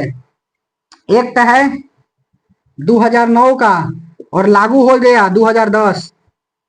ठीक है, बोलिए समझ में आ रही है बात। एक्ट है 2009 का, लागू हो गया 2010। तो यह याद रखिएगा, प्राण एवं दैहिक स्वतंत्रता। और लपेटे का, चलो यह वाला मिटा देता हूं। ठीक है, जब पढ़िए रहे तो अच्छा से ना पढ़ेंगे जी कि सवाल कहीं के आए ससुर के एकदम बना देना है। देखो इसके तहत जो है ना कई सारे बना केस, जैसे कि विशाखा गाइडलाइंस क्या था, उसके बाद में नौतेज तौर केस क्या था, पट्टा स्वामी केस क्या था, उसके बाद में परमानंद कटारा केस क्या था, एमसी मेहता केस क्या था, उसके बाद में बाबा रामदेव केस क्या था। ठीक है, यही कितना एक दिन बात कर रहे थे कि गांधी मैदान में यह जो है ना, वह बेचारे क्या करने आए थे जी, प्रचार करने आए थे, जड़ी बूटी बेचने आए थे और रात के सूत रहे थे बाबा रामदेव। यही रामदेव केस बनेगा। पुलिस आकर के जो है ना उनके ऊपर क्या कर देती है, उनके ऊपर जो है ना कुदासन कर देती है। कहा जाता है कि महिला का कपड़ा पहन करके, और बाबा रामदेव जो है ना गांधी मैदान से भागे थे। ठीक है, लालू यादव जी का भाषण सुनिएगा ना, ठीक है। तो वह क्या करते हैं, मतलब बाबा रामदेव का अजब थोड़ा सा कॉमेडी के रूप में यह बोलते हैं लालू यादव। बात समझ में आ रही है? तो हेडिंग लगा लीजिए, कुछ जो है ना इसके लिए बनता है। ठीक है, लिखो विशाखा गाइडलाइंस। पहला विशाखा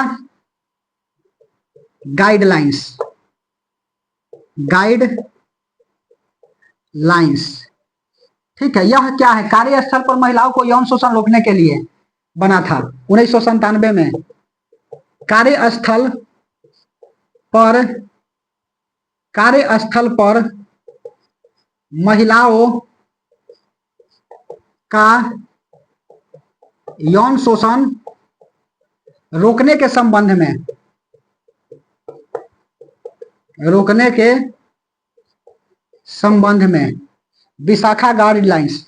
उसके बाद में पट्टा स्वामी केस, पट्टा स्वामी केस। इसमें क्या बोला गया? ठीक है, इसमें बोला गया आधार कार्ड वाला केस। ठीक है, 2017 आधार कार्ड, आधार कार्ड केस 2017। ठीक है, उसके बाद में तीसरा नवतेज कौर तेज, नवतेज तौर केस। इसमें क्या है? समलैंगिकता अपराध नहीं, समलैंगिकता, समलैंगिकता अपराध नहीं। और यही कारण था ना कि आईपीसी की धारा नंबर 377 समाप्त कर दिया गया, इंडियन पिनल कोड। ठीक है, 377 समाप्त। ठीक है, अच्छा जी। उसके बाद में 4 परमानंद कटारा केस, परमानंद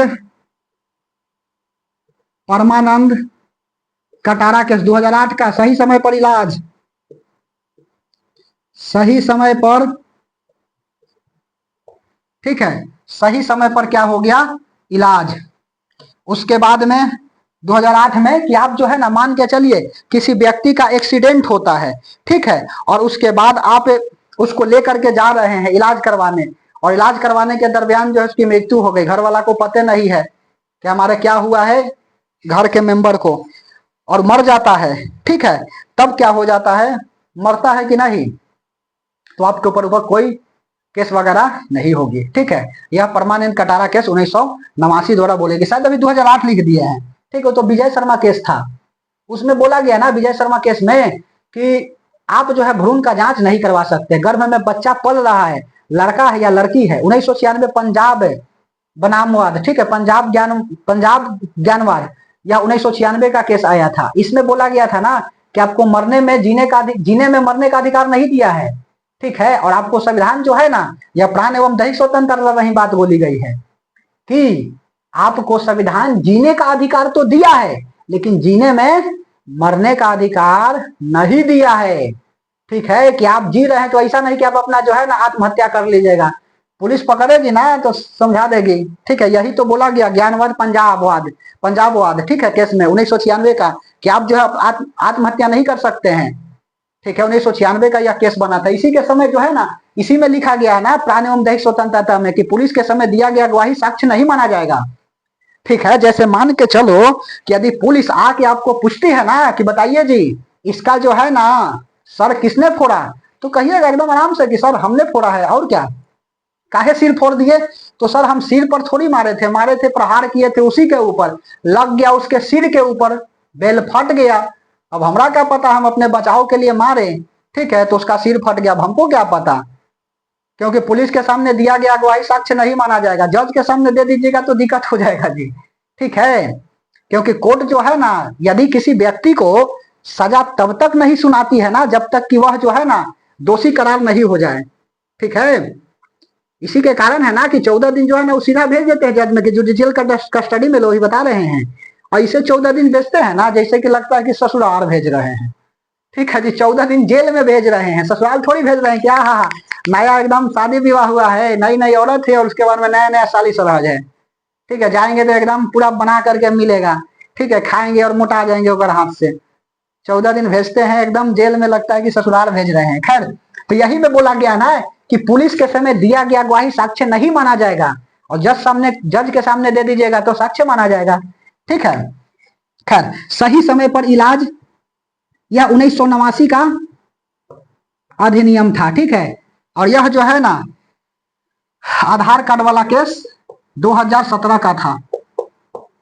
ठीक है, अच्छा जी, और यह 1997 का था। खैर उसके बाद में तो सही समय पर इलाज परमानंद कटारा केस। पांचवा MC Mehta case, MC Mehta case शुद्ध पर्यावरण, शुद्ध पर्यावरण। ठीक है, और उसके बाद में 6 नंबर एमसी मेहता केस के बाद और क्या लिखिएगा बताइए। एमसी मेहता केस के बाद एक बाबा रामदेव केस। बाबा काहे छूट रहे हैं जी? बाबा रामदेव केस, पतंजलि वाला बाबा रामदेव केस। नींद लेने का अधिकार, नींद लेने का अधिकार।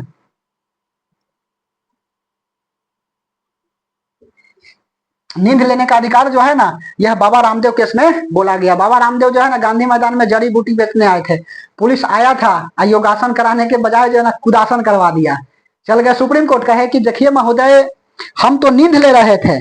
ठीक है, और उसके बाद जो है ना पुलिस आती है और हम पर जो है लाठीचार्ज कर देती है। ठीक है, तो लाठीचार्ज कर दिया गया, तो हमारे साथ जो है ना यह गलत हुआ है।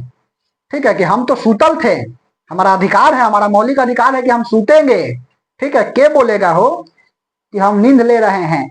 हमारा अधिकार है बाबा रामदेव केस में। सुप्रीम कोर्ट कहा कि जी तो आपको नहीं लगता है कि मौलिक अधिकार का उल्लंघन हुआ है? तो सुप्रीम कोर्ट कहा हाँ। ठीक है, और यही केस बना कौन? आपका बाबा रामदेव केस। ठीक है, मिटा दे।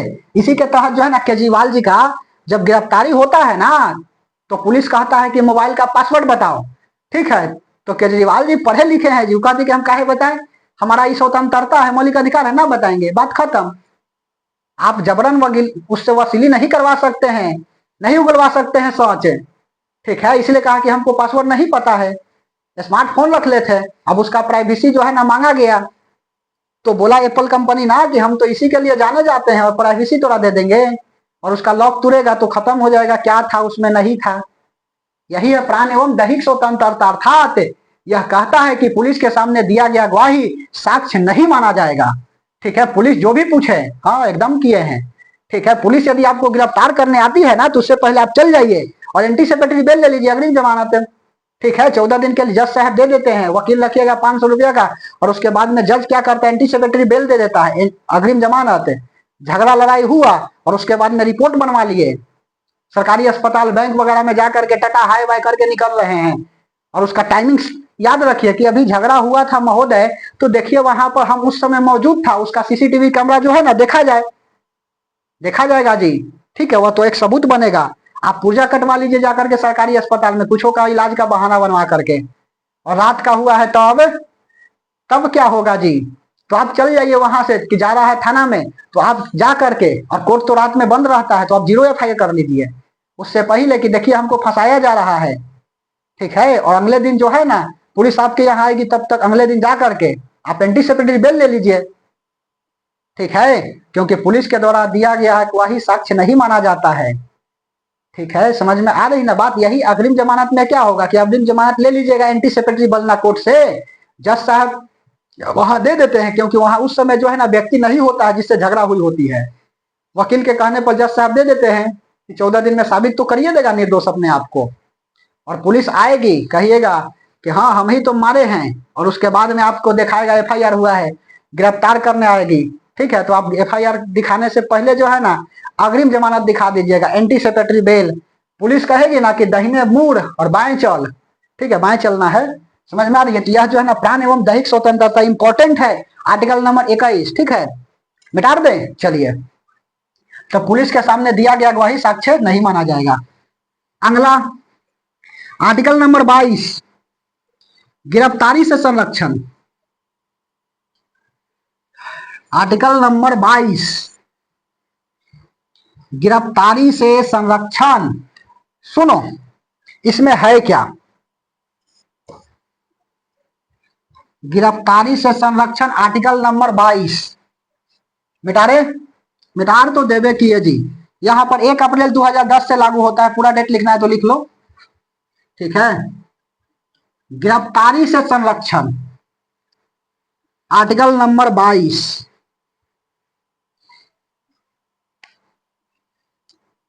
आर्टिकल 22 गिरफ्तारी से संरक्षण। सुनो यह क्या लिखा गया है, यह गिरफ्तारी से संरक्षण की बात कही गई है। जैसे इसमें देखो आर्टिकल नंबर 22 के 1 में क्या लिखा गया है कि पुलिस आपको गिरफ्तार करने से पहले एफआईआर दिखाएगी, बिना एफआईआर दिखाए हुए पुलिस से गिरफ्तार नहीं होना चाहिए, दिखाइए एफआईआर। हाँ, लेकिन 1989 एक्ट वाला से अनुसार जो है ना जी, यदि एससी एसटी वाला किया है तो बिना एफआईआर दिखाए आपको क्या कर सकती है, गिरफ्तार कर सकती है, ठीक है। तो बिना एफआईआर दिखाए फर्स्ट इंफॉर्मेशन रिपोर्ट होता है, प्रथम प्राथमिकी दर्ज होती है एफआईआर का। तो बिना एफआईआर पुलिस गिरफ्तार नहीं कर सकती है, नहीं कर सकती है, ठीक है। उसके बाद 22 के 2 में क्या लिखा गया है, ठीक है, 22 के 2 में लिखा गया है कि गिरफ्तारी के 24 घंटा के अंदर उसको न्यायालय में पेश करना होगा, जुडिशियल कस्टडी में देना होगा। बात समझ में आ रही है। लेकिन इसके बीच जो है ना, जो ब्रेक वगैरह होती है, छुट्टी होती है, वह सबका समय काउंट नहीं किया जाता है, ठीक है। तो लिख दो 24 घंटा के अंदर, 24 घंटा के अंदर न्यायालय में पेश करना होगा, न्यायालय में पेश करना होता है, पेश करना होता है। और आर्टिकल नंबर 22 के 3 में क्या लिखा गया है, आप अपने मन पसंद से वकील रख सकते हैं, अपने अनुसार, अपने अनुसार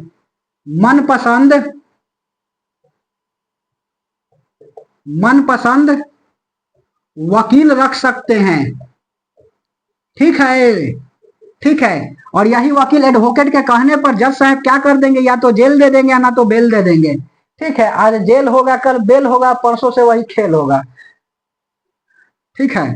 खैर, वकील इसके अनुसार, इसके कहने पर,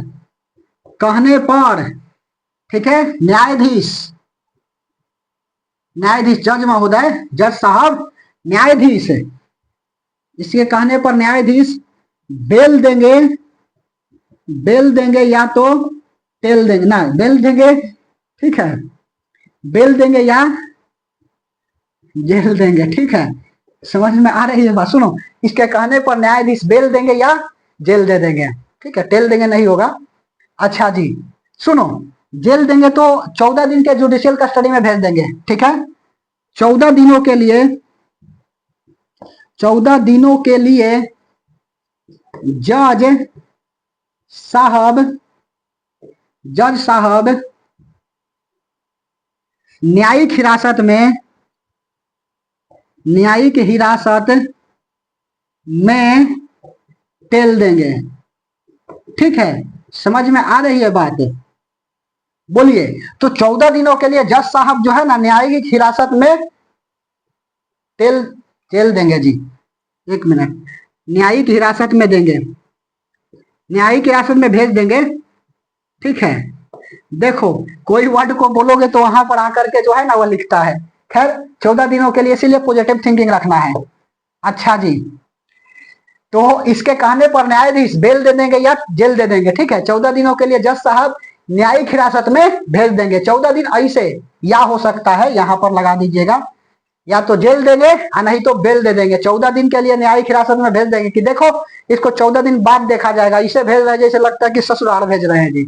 14 दिनों के लिए ससुराल थोड़ी भेज रहे हैं, जेल में भेज रहे हैं। जज साहब 14 दिन जेल भेज दिए बिना मतलब में। और 21 में यही लिखा गया था ना कि प्राण एवं दैहिक स्वतंत्रता उसको तब तक दोषी नहीं माना जाएगा तब तक कि न्यायालय जो है ना उसको दोषी नहीं ठहरा दे, ठीक है। कोई सोचता है कि चलो हम क्या कर दिए, कांड नहीं कैले हैं, और उसके बाद में गंगा वाला क्या है कि ना खेलेंगे ना खेलने देंगे, खेलवे बिगाड़ देंगे, हमर लड़का ना होगा तो एक का लड़का कैसे अफसर बनेगा जी। कहे ना पैर खींच करके आप पीछे कर देता हूं, ठीक है। समझ में आ रही है। तो तो इसमें होगा क्या, क्या आपको नाम दे देगा? आप तो रहिएगा दूसरे जगह, नाम दे देवल है, तो आप क्या करिए, यहाँ का दिखाइए। अब तो इतना हो गया है सिस्टम ज्यादा कि ऑनलाइन कहे की बात ही नहीं है जी। आप जहां रहते होंगे वहां उस समय का होगा ना फोटोज वगैरह, ठीक है, कहीं पर तो उस समय आप हो गए, तो आप झगड़ा में कैसे शामिल हो गए? और उसके बाद में आप भी क्या करिए, आवेदन दीजिए थाना में कि देखिए हम महोदय यहाँ पर हैं और बिहार में झगड़ा हुआ है, हम पंजाब में हैं और हमारा नाम दे दिया है, ठीक है, हम है यहाँ पर और झगड़ा हुआ हमारे घर है, हम 2 किलोमीटर दूर थे, तो झगड़ा में गए कहाँ से, ठीक है, तो आपका भी नाम जाएगा वहां पर, न्यायालय आपको देखेगी कि हाँ सही बात यह बोल रहा है कि गलत बात बोल रहा है, वकील आपका केस लड़ेगा, और यदि हाँ आप कानून का जानकार है तो आप खुद लड़िए, ठीक है, समझ में आ रही है बात है। और तब आपको दोषी करार जज साहब देंगे ना, तब आपका सरकारी सर्विस में दिक्कत हो गया। इसे नाम देने से कुछ थोड़ी होता है, ठीक है, जब तक दोषी करार नहीं होंगे तब तक कुछ ना होगा, नहीं तो मालूम चलेगा कि कोई जो है ना नाम देते रह रहा है, तब तो दिक्कत हो जाएगा जी। समझ में आ रही? एक सनहा होता है, ठीक है, सनहा क्या होता है जिसे सुनो, सनहा का मतलब होता है ना कि जैसे मान के चलो हमको कोई धमका रहा है कि तोहरा गोली मार देंगे, ठीक है, हम लिख करके सनहा दे दिए, ठीक है, लिख करके जब हम जीवित है तो हमने सनहा दे दिया कि माननीय थाना प्रभारी महोदय, इस व्यक्तियों के द्वारा इस तारीख को इतना बजे हमको धमकी आई है, ठीक है, समझ में आ रही है बात। यदि हमको कुछ होता है तो इसका पूरा का पूरा जिम्मेदार वह व्यक्ति होगा, ठीक है, और यदि मान के चलो कोई कुछ हमको करता हूं नहीं करता है और कोई अदर व्यक्ति हमको करता है तो वही आपका सनहा एफआईआर में बदल जाएगी, ठीक है। एफआईआर फर्स्ट इंफॉर्मेशन रिपोर्ट होता है, एफआईआर का मतलब होता है फर्स्ट इंफॉर्मेशन रिपोर्ट, ठीक है, प्रथम प्राथमिकी दर्ज, प्रथम प्राथमिकी दर्ज, ठीक है, तो यही सनहा जो है ना वह एफआईआर बदल जाएगा, ठीक है, पुलिस जाकर के उसको सीधे गिरफ्तार कर लेगी। जैसे मान के चलिए कि हमारे ऊपर कोई सनहा देता है तो पुलिस हमको बता देगी कि देखिए जी आपके ऊपर सनहा आया है इस व्यक्ति के द्वारा, कि आपसे डर है उस व्यक्ति को कि आप जो है ना ऐसा कष्ट पहुंचा सकते हैं, यदि उसको कुछ होता है तो क्या होगा, आपके ऊपर जवाबदेही होगी, आपको गिरफ्तार हम करेंगे क्योंकि वह जीते जी दिया है, ठीक है। तब उससे हम पूछेंगे कि बताओ जी हमारे ऊपर तुम काहे दिया है सनहा, हम क्या किए हैं तोरा, ठीक है, समझ में आ रही है बात। उसको समझाएंगे, फिर कहेंगे कि जो अपना सनहा लिया उसको कहो कि गलत है, तब जाकर के समाप्ति होगी, नहीं तो समझ रहे ना। तो सुनो, यह गिरफ्तारी से संरक्षण है, आर्टिकल नंबर 22 के में लिखा गया है, यह 22 में 3 हो गया, आर्टिकल 22 के 4 में क्या लिखा गया है, यह डिटेंशन एक्ट है जी, डिटेक्शन होता है, डिटेक्शन एक्ट, ठीक है, यह है क्या डिटेक्शन एक्ट, आप कुछ कर दीजिएगा ना तब आपको सजा मिलेगी। और एक होता है आपका क्या, पुनेटिव डिटेंशन, ठीक है, निवारक विरोध, 22 के 4, इसमें पुनिटिव डिटेक्शन की बात बोली गई है, निवारक विरोध की बात कही गई है। निवारक निरोध लिखोगे कि विरोध लिखोगे, जो लिखना है, निवारक विरोध की चर्चा है।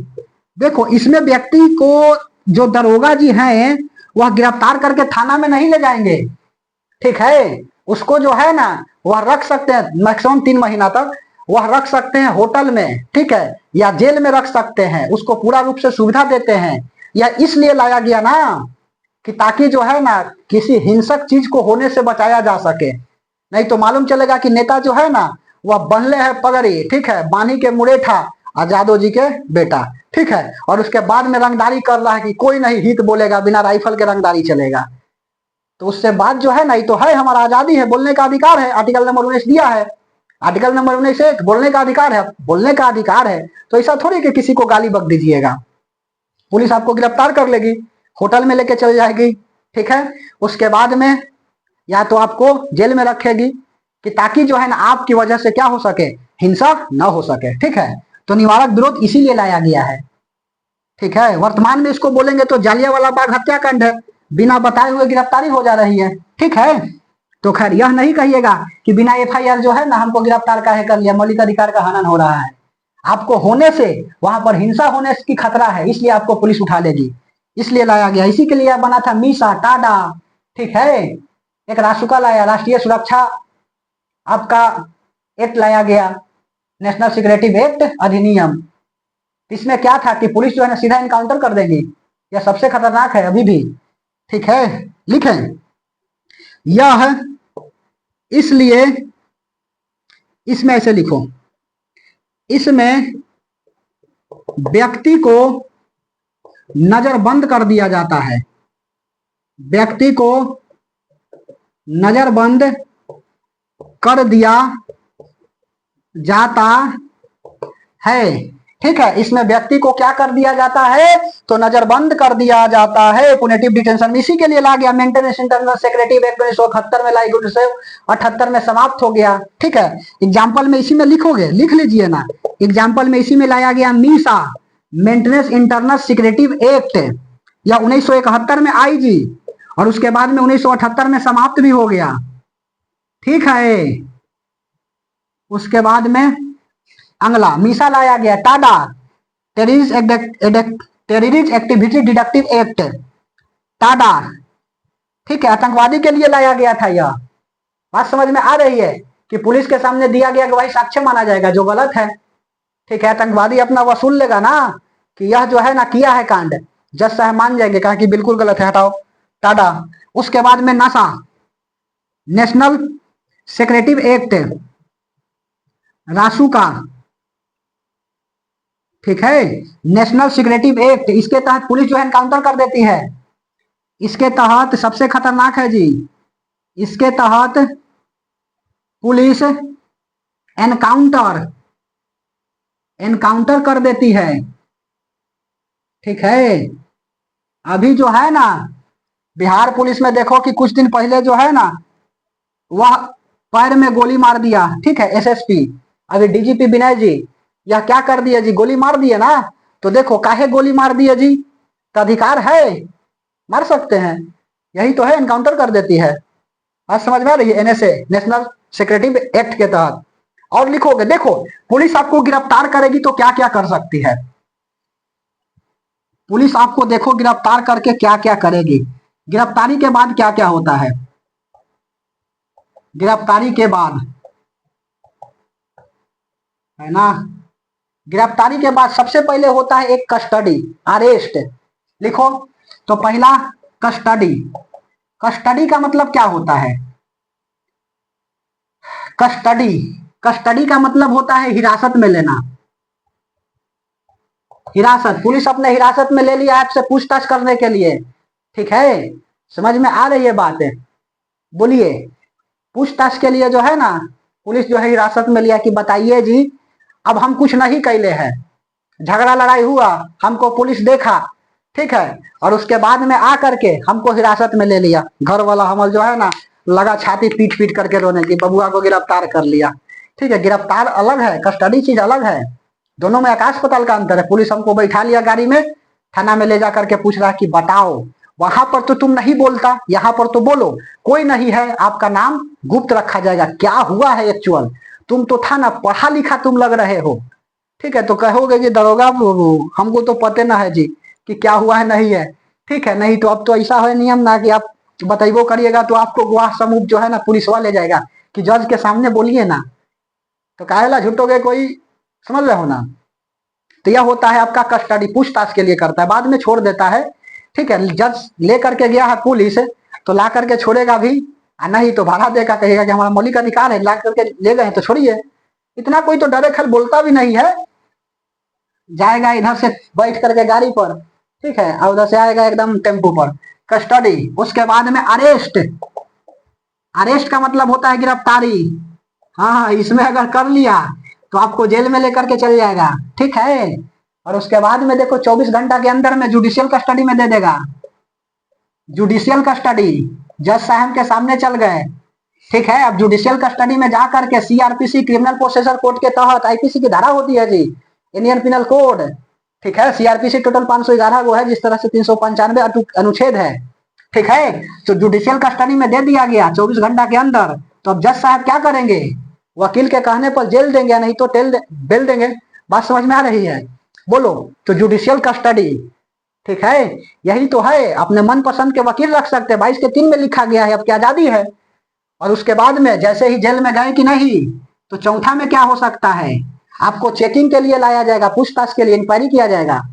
ठीक है, इंक्वायरी के लिए जज साहब से क्या किया जाएगा, रिमांड पर माना जाएगा। लिखो रिमांड,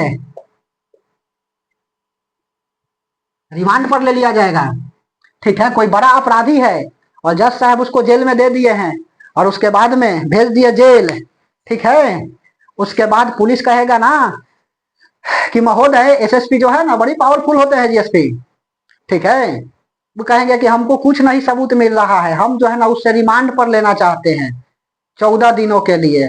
जज साहब कहेंगे कि एसएसपी है, बात मानना चाहिए, पूछताछ करेगा। ठीक है, केवल पूछताछ के लिए जज साहब देते हैं, ना कि मारने के लिए। ठीक है, एसएसपी लिए और पूछताछ के लिए ले गया रिमांड पर, और भर मतलब कुटाई कर दिया, बताओ कि कांड किया है कि नहीं। ठीक है, अपराधी का बाप बोले लगता है, अपराधी छोड़ो ना, अपराध करने वाला कितना ही बड़का अपराधी हो, एसएसपी ले लिया रिमांड पर, बड़ा अपराधी है।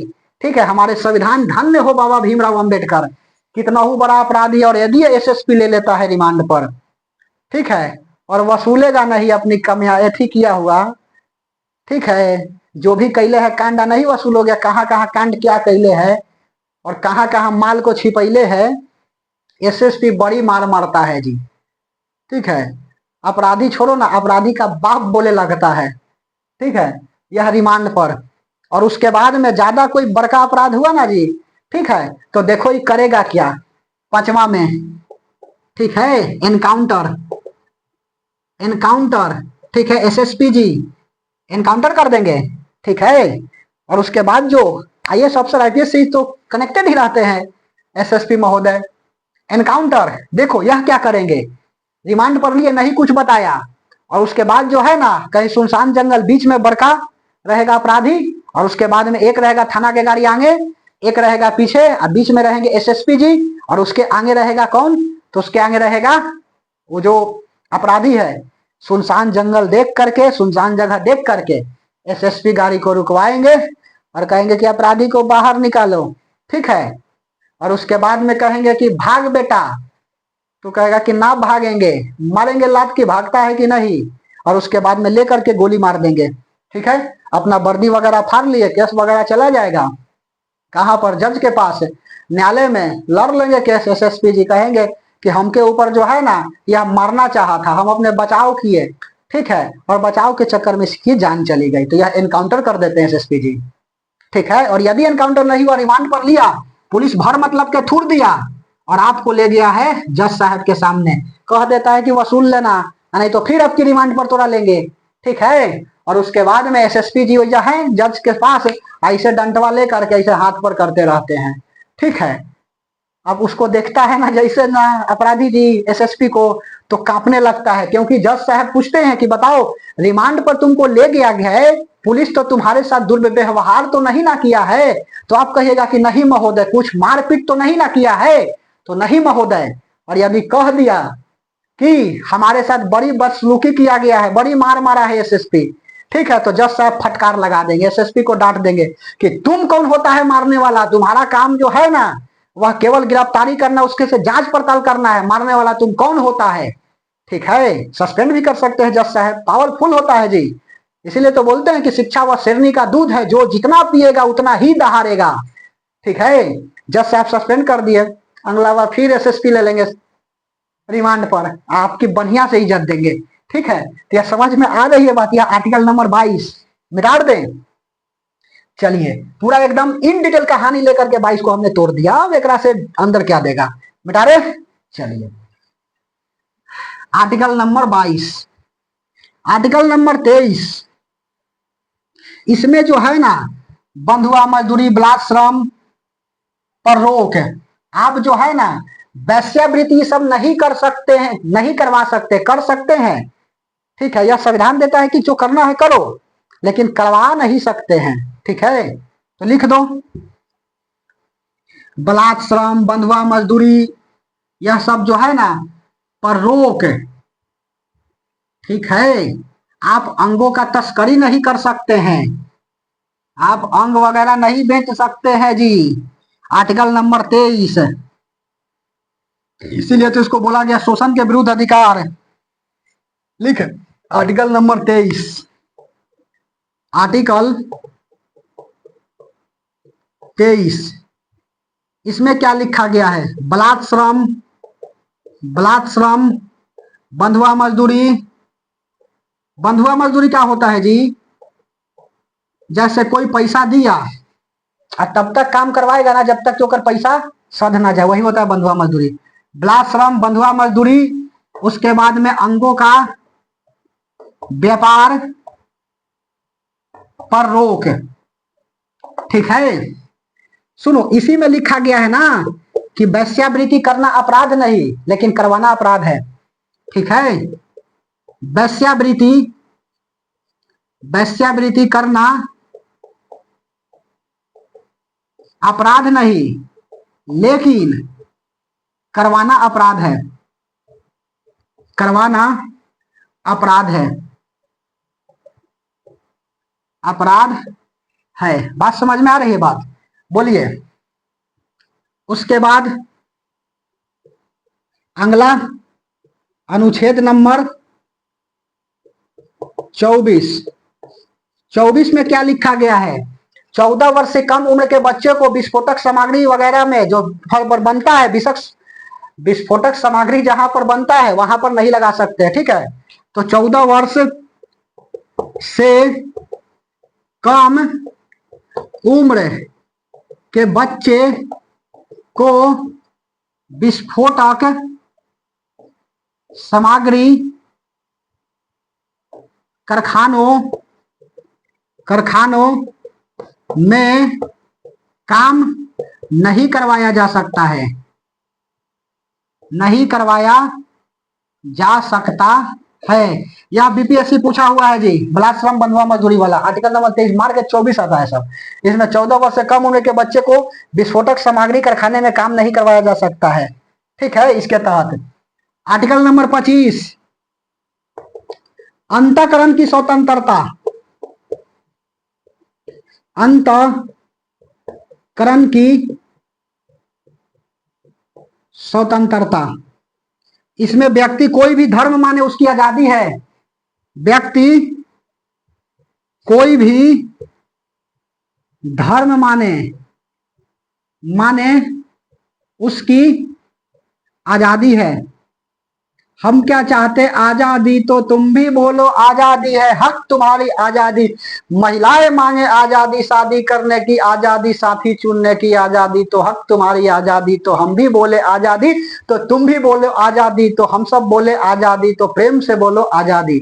ठीक है, यह जो है ना इसी में है, किसी को आप एक धर्म वगैरह से आप नहीं जोड़ सकते हैं, उसकी आजादी है, जो मानना है धर्म माने। इसी के तहत जो है ना आप व्यक्ति को फोर्स नहीं कर सकते कि तू जो है ना ये धर्म को मानो, कोई फोर्स नहीं किया जा सकता है। जो जिसको धर्म मानना है माने। 1 मिनट बना रहिएगा, देखते हैं कितना टाइम हो गई।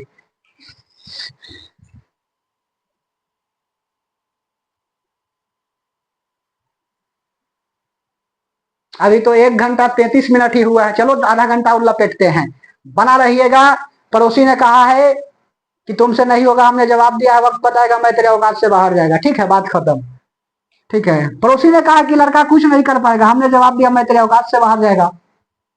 ठीक है, व्यक्ति कोई भी धर्म माने उसकी आजादी है। बात समझ में आ रही है? अच्छा जी, उसके बाद में यह अंतःकरण की स्वतंत्रता है। उसके बाद में और क्या लिखिएगा? व्यक्ति कोई भी धर्म माने उसकी आजादी। अच्छा, आप किसी धर्म को मानने के लिए उसे बाध्य नहीं कर सकते हैं। आप किसी एक धर्म को मानने के लिए बाध्य नहीं कर सकते हैं, बाध्य नहीं कर सकते हैं। बात समझ में आ रही है? आप किसी एक धर्म को मानने के लिए बाध्य नहीं कर सकते हैं। और इसी के तहत जो सिख है, ठीक है, रूम हीटर था बंद कर दिया, थोड़ा सा गर्मी लग रही थी। ठीक है, बाध्य नहीं कर सकते हैं। अच्छा, इसी के तहत क्या लिखा गया है? इसी के तहत लिखा गया है ना कि जो आपका सिख है वह कृपान धारण कर सकता है, तलवार छोटा रख सकता है। हिंदू जो है ना वह टिक्की रख सकता है, और मुस्लिम जो है ना वह दाढ़ी रख सकता है। लिखो, इसके तहत सिख सिख को कृपान, तलवार कृपान, उसके बाद में हिंदू को टिक्की, हिंदू को टिक, टिक लिख दिए, टिक टॉक, ठीक है, हिंदू को टिक, एवं मुस्लिम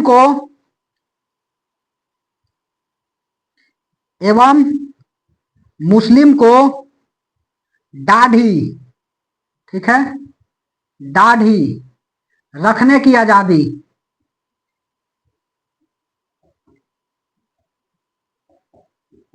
रखने की आजादी है। ठीक है, यह है अंतःकरण की स्वतंत्रता। उसके बाद में आर्टिकल नंबर 25 के बाद आर्टिकल नंबर 26, अनुच्छेद नंबर 26, इसमें क्या लिखा गया है?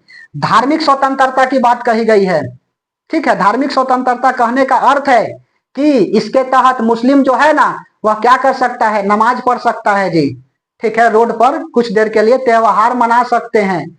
ठीक है, जैसे कि दुर्गा पूजा है, तो दुर्गा पूजा में देखते हो ना थोड़ा सा रोडवा पर क्या कर दिया जाता है? पंडाल बांध दिया जाता है। तो आप थोड़ा सा एडजस्ट कर सकते हैं, 10 दिन का तो माता का आगमन हुआ है। ठीक है, इसके तहत धार्मिक स्वतंत्रता की बात कही गई आर्टिकल नंबर 26 में। लिखो, धार्मिक स्वतंत्रता की बात, ठीक है, और इसी के तहत, इसके तहत पूजा पाठ हवन यज्ञ कर सकते हैं। ठीक है, कर सकते हैं। बात समझ में आ रही है? यही है धार्मिक स्वतंत्रता की बात। उसके बाद में आर्टिकल नंबर 27, अनुच्छेद नंबर 27, इसमें लिखा गया है कि धार्मिक कार्यों के लिए रखे गए धन पर कोई टैक्स की बात नहीं, कोई कर नहीं लगेगा। अब राम मंदिर बनाने के लिए पैसा रखल गया, सरकार कहेगा कि में हम 1 करोड़ रखल गया, 30% हमारा चाहिए। ठीक है, तो ऐसा जो है ना संविधान कहा कि ना, ये गलत बात है। भगवान के नाम का चंदा पर उस पर 30% सरकार कहां से लेगा? तो धार्मिक कार्य के लिए रखा गया धन पर कोई टैक्स नहीं लगेगा। लिखो, धार्मिक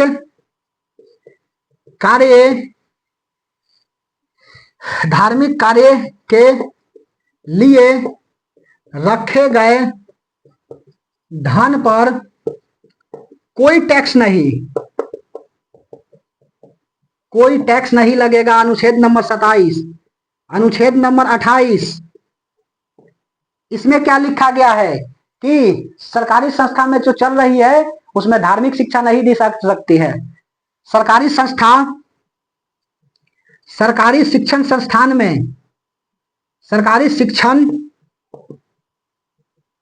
संस्थान में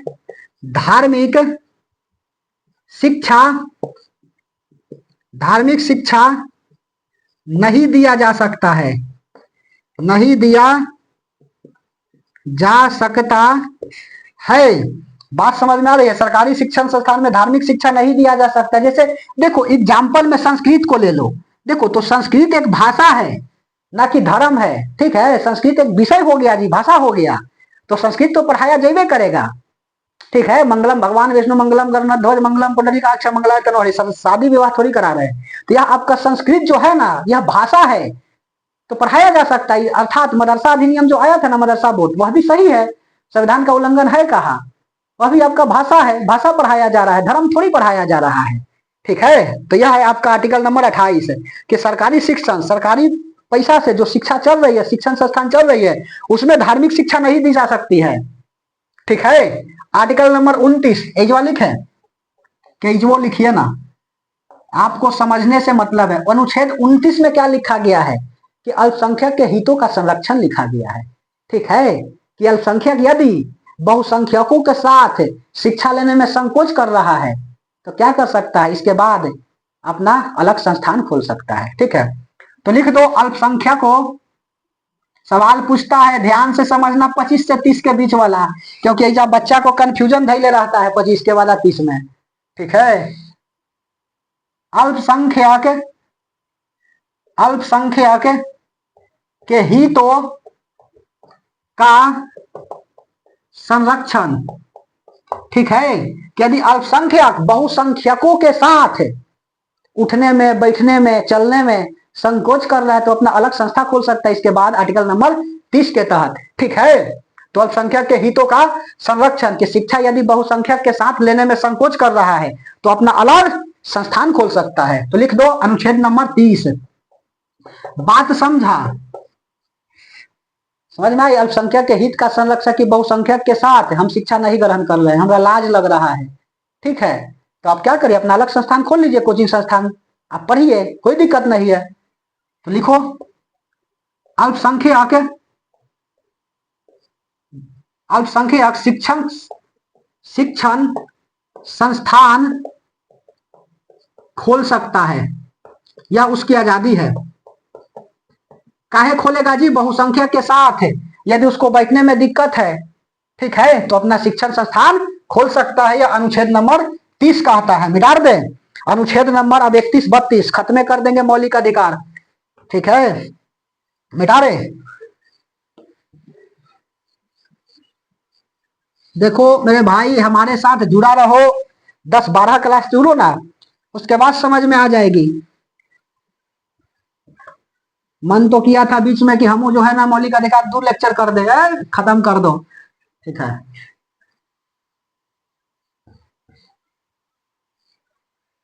इन डिटेल बात को पढ़िएगा ना तो अपने आप सवाल बनने लगेगा।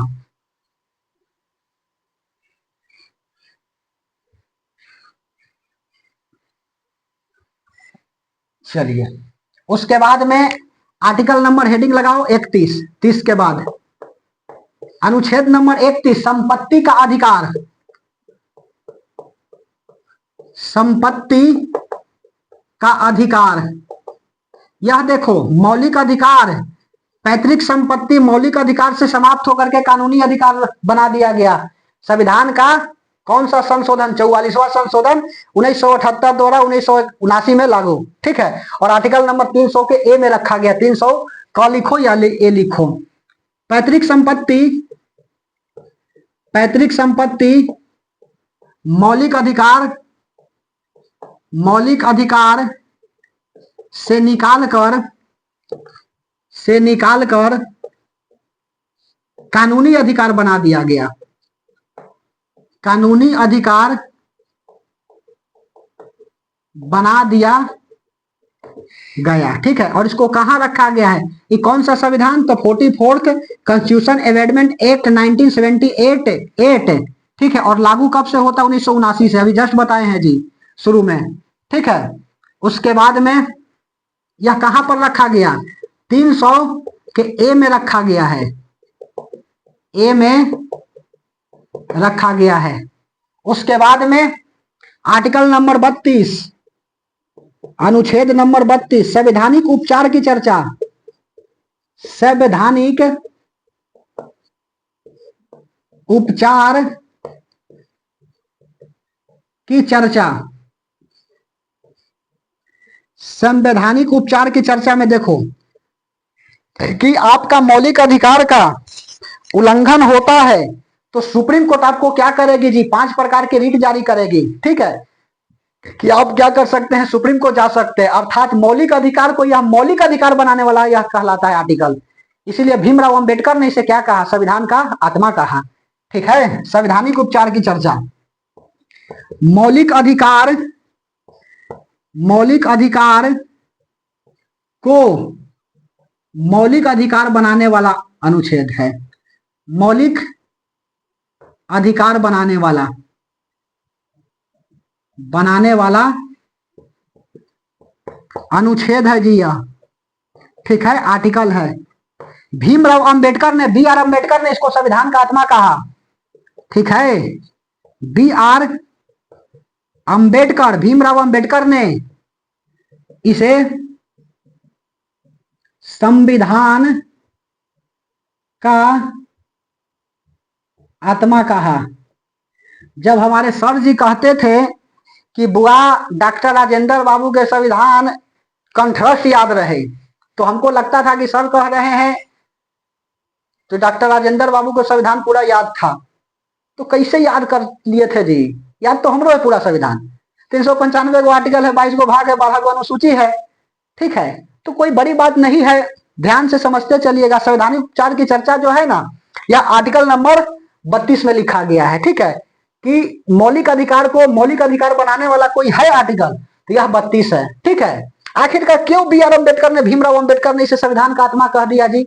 इसलिए कि यदि आपका मौलिक अधिकार का उल्लंघन होता है ना, तो आप हाई कोर्ट को नजरअंदाज कर करके, ठीक है, उच्च न्यायालय को नजरअंदाज कर दीजिए और सुप्रीम कोर्ट जा सकते हैं। यदि मौलिक अधिकार का उल्लंघन है तब, क्योंकि न्यायालय में परिवर्तनीय है यह मौलिक अधिकार, जबकि फंडामेंटल ड्यूटीज न्यायालय में परिवर्तनीय नहीं है, ठीक है। मौलिक कर्तव्य नहीं है, मौलिक अधिकार कर जो है ना, यह है मौलिक अधिकार।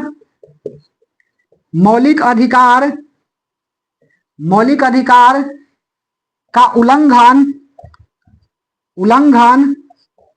होने पर हाई कोर्ट को नजरअंदाज करके, हाई कोर्ट को नजरअंदाज करके सुप्रीम कोर्ट जाया जा सकता है। सुप्रीम कोर्ट जाया जा सकता है। और जाइएगा सुप्रीम कोर्ट, तो सुप्रीम कोर्ट आपको 5 प्रकार की रीट जारी करेगी। सुप्रीम कोर्ट, सर्वोच्च न्यायालय, 28 जनवरी 1950 को इसकी स्थापना हुई थी। सर्वोच्च न्यायालय 5 प्रकार के रीट जारी करती है, 5 प्रकार के रीट जारी करती है, ठीक है। जबकि 226 के तहत हाई कोर्ट जा सकते हैं। बिहार दरोगा में आया हुआ है जी। दरोगा में आसान आसान सवाल पूछता है, सुनिए ध्यान से समझते चलेगा। दरोगा मतलब भौकाल है। अच्छा, उसके बाद में देखो यह 5 प्रकार का क्या क्या रीट जारी करता है। हवियस कार्पस मतलब बंदी प्रत्यक्षीकरण, ठीक है, बंदी प्रत्यक्षीकरण, इसको हवियस कार्पस इंग्लिश में बोलते हैं, बंदी प्रत्यक्षीकरण। अच्छा जी, इसमें है क्या कि आप इसमें न्यायालय आदेश करती है कि सह शरीर, शरीर के साथ न्यायालय में 24 घंटा के अंदर पेश करो। पूछेंगे, ठीक है, कि आप मौलिक अधिकार का इसका काहे हनन किए हैं जी? काहे इसको रोड पर नहीं चलने दिया? हमारे चलने की आजादी है। और रोडवा पर जो गाय भैंस बांध देता है राइफल से खूंटा ठोक करके, ठीक है, उसका कोई अधिकार नहीं है, गलत बात है, ठीक है। हमारा मौलिक अधिकार है, जज साहब हमको अधिकार दिए हैं, हमारा संविधान अधिकार दिया है जी कि जज साहब आप बताइए संविधान में कहाँ लिखा गया है कि आप राइफल जो है ना खूंटा ठोक करके और बांध रहे उसमें गाय भैंस और हवा पर गोबर फैला दिए हैं, तो यह गलत बात है, ठीक है। आदेश दे देंगे जी, परमादेश हो जाएगा कि जाओ, यदि कोई नहीं करता अधिकारी ठीक से काम, ठीक है, मैं आदेश देता हूं कि उसके खूंटा का राइफल से खोद करके जो कैले है तो तुम राइफल से उखाड़ के फेंक देना, ठीक है। तो बंदी प्रत्यक्षीकरण, बात समझ में आ रही है? तो 24 घंटा के अंदर न्यायालय में सह शरीर पेश किया जाए। हबियस कार्पस इसको बोलते हैं इंग्लिश में जी, हबियस कार्पस, ठीक है। अच्छा, बंदी प्रत्यक्षीकरण, उसके बाद में परमादेश। परमादेश में क्या होता है? न्यायाधीश या आदेश देता है जब कोई सरकारी कर्मचारी ठीक से काम नहीं करता है, तो यह न्यायालय आदेश देती है जब अधिकारी अच्छा से काम नहीं करता है, अच्छा से काम नहीं करता है। तीसर का बंदी प्रत्यक्षीकरण परमादेश, इसको मेंडेमस बोलते हैं इंग्लिश में, मेंडेमस, ठीक है। उसके बाद में अधिकार परीक्षा, इसको कोवेरेंटो बोलते हैं, अधिकार परीक्षा। देखो कभी कभी होता क्या है ना कि कोवेरेंटो, ठीक है, इंग्लिश में पूछ देता है जी, अधिकार परीक्षा को कोबरेंटो, इसमें क्या लिखा गया है कि यदि कोई व्यक्ति या कोई अफसर अपने अधिकार से ज्यादा काम कर दिया तब यह जज साहब आदेश दे देते हैं। क्या आपका आदेश ही नहीं था, आप कैसे कर दिए? ठीक है, किसने आदेश दिया है जी आपको बांधने का खूंटा? आपका तो यह नहीं है संविधान में लिखा गया है कि आप रोड पर गाय भैंस बांध सकते हैं, ठीक है, राइफल से खूंटा ठोक सकते हैं, तो आदेश नहीं दिया है। समझ में आ रही है बात? यह अधिकार परीक्षा आप जो है ना अपने अधिकार से ज्यादा बोल दिए, ठीक है, समझ में आ रही है बात? अधिकार परीक्षा, यदि यदि कोई गांव वाला समझता है जी, गांव वाला कहता है कि ना पुलिस से डरेंगे ना एसएसपी से डरेंगे। देख रहे हो कि अभी बोले तो कि बड़ा बड़ा आतंकवादी जो है ना एसएसपी के मार से, आतंकवादी छोड़ो ना, अगर बाप बोलता है, ठीक है, यदि कोई अधिकारी अधिकारी अपने अधिकार से ज्यादा काम किया हो जो संविधान का उल्लंघन है, अधिकार से ज्यादा काम किया हो और वह संविधान के अनुसार गलत है, काम किया लेकिन पॉजिटिव थिंकिंग रहेगा तो कोई दिक्कत नहीं, पॉजिटिव डिस्क्रिमिनेशन के लिए, नेगेटिव डिस्क्रिमिनेशन के लिए बोल रहा हूं, काम किया हो और संविधान का उल्लंघन है तो तब जाकर के जो है ना यह अधिकार परीक्षा दिया जाता है। 4, प्रतिषेध,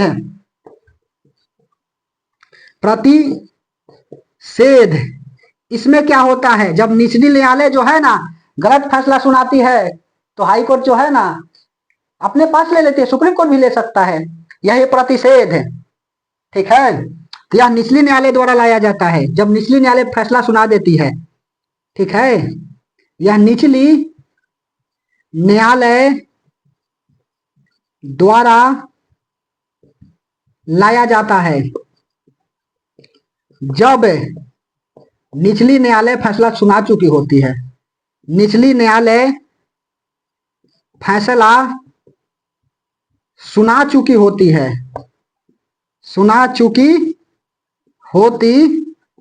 प्रतिषेध, और उसके बाद में यहां पर लिखे प्रतिषेध के बाद इजवा लिखते हैं उत्प्रेषक। देखो यह 5वां, यही है 5 प्रकार की रीट जी, बात समझ में आ रही है? बोलिए, उत्प्रेषक में क्या होता है? उत्प्रेषण होता है। देखो इसमें क्या होता है, तो इसमें जो है ना यह ऊपरी न्यायालय लाता है और फैसला जो है ना अपने पास ले लेता है निचले न्यायालय से, ठीक है। जब निचले न्यायालय उल्लंघन कर दिया नियम का तो इसको कहती है डांट लगाती है, फटकार लगाती है कि तू गलत कर दिया, और अपने पास फैसला ले लेगी, ठीक है। यह है ऊपरी न्यायालय द्वारा लाया जाता है, ठीक है। उसके बाद मेरे दोस्त आर्टिकल नंबर यह हो गया आपका 32, आर्टिकल नंबर 33, अनुच्छेद नंबर 33, संसद मीडिया को, सीबीआई को, आईबी को, ईडी को, यह सब का क्या कर सकती है? पावर, शक्ति सीमित कर सकती है, ठीक है। संसद, ईडी हो गया, सीबीआई हो गया, उसके बाद में सीबीसी हो गया, मीडिया हो गया, कि शक्ति सीमित कर सकती है, बात समझ में आ रही है? अब जाकर के मीडिया वाला वैसा पूछ रहा है जी सेना से, जहां पर ऑपरेशन चल रही है, कि बताइए आप जो है क्या क्या सोचे हैं, तो ये तो दुश्मन के भी खबर चल जाएगा ना, तो ना नहीं जाएगा है, ठीक है। ये अधिकार देता है संसद कि ना तुम कहा रह जाएगा, तुम कहा जांच पड़ताल कर सकता है जी, संसद का यह अधिकार है। तो आर्टिकल नंबर 33 में लिखा गया है। उसके बाद में 33 के बाद आर्टिकल नंबर 34, यहां पर देखो कि जहां पर सैन्य क्षेत्र लगा हुआ है, मार्शल लॉ लगा हुआ है सैनिक के द्वारा, तो आप उस क्षेत्र में प्रवेश नहीं कर सकते हैं। मार्शल लॉ सैन्य सेवा, ठीक है, सैन्य नियम, ठीक है, मार्शल लॉ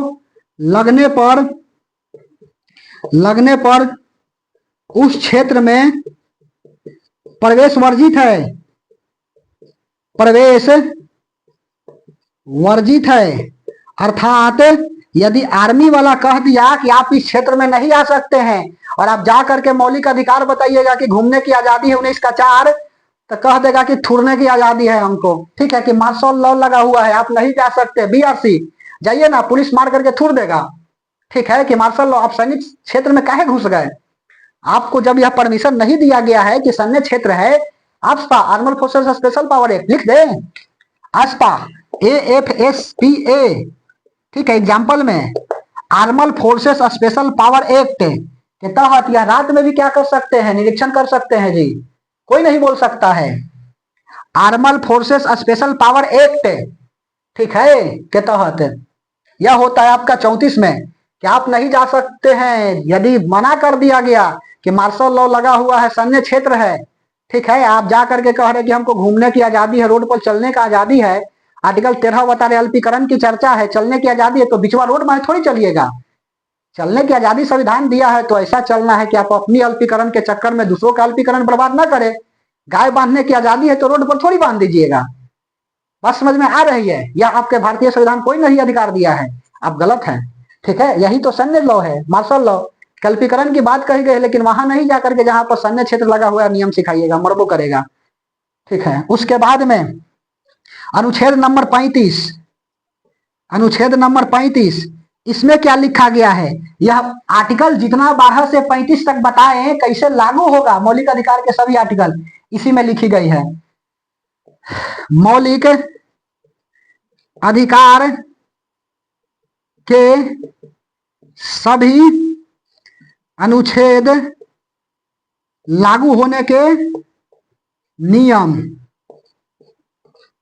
लागू होने के नियम आर्टिकल नंबर 35 में लिखा गया है। तो मेरे भाई यहीं पर क्या हो जाता है आपका, यह समाप्त हो जाता है, ठीक है, यह क्या हो गया, समाप्त हो गया, मौलिक अधिकार भाग 3 समाप्त हो गई, ठीक है। यह फंडामेंटल राइट जो है ना, यह कौन सा भाग है, तो यह भाग संख्या जो है ना वह 3 है, समझ में आ रही है?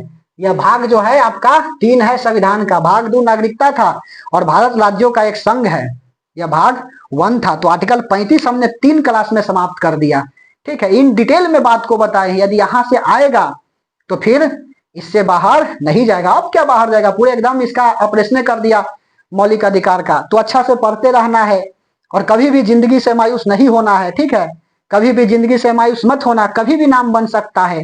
अगर दिल में हो आग और हौसला है बुलंद तो हर व्यक्ति अखबार बेचने वाला डॉक्टर APJ अब्दुल कलाम बन सकता है, क्योंकि फर्क होता है खुदा और फकीर में, फर्क होता है किस्मत और हाथ के लकीर में। अगर किसी को शिद्दत से चाहे और ना मिले तो समझ लेना खुदा ने कुछ बड़ा लिखा है तकदीर में, ठीक है।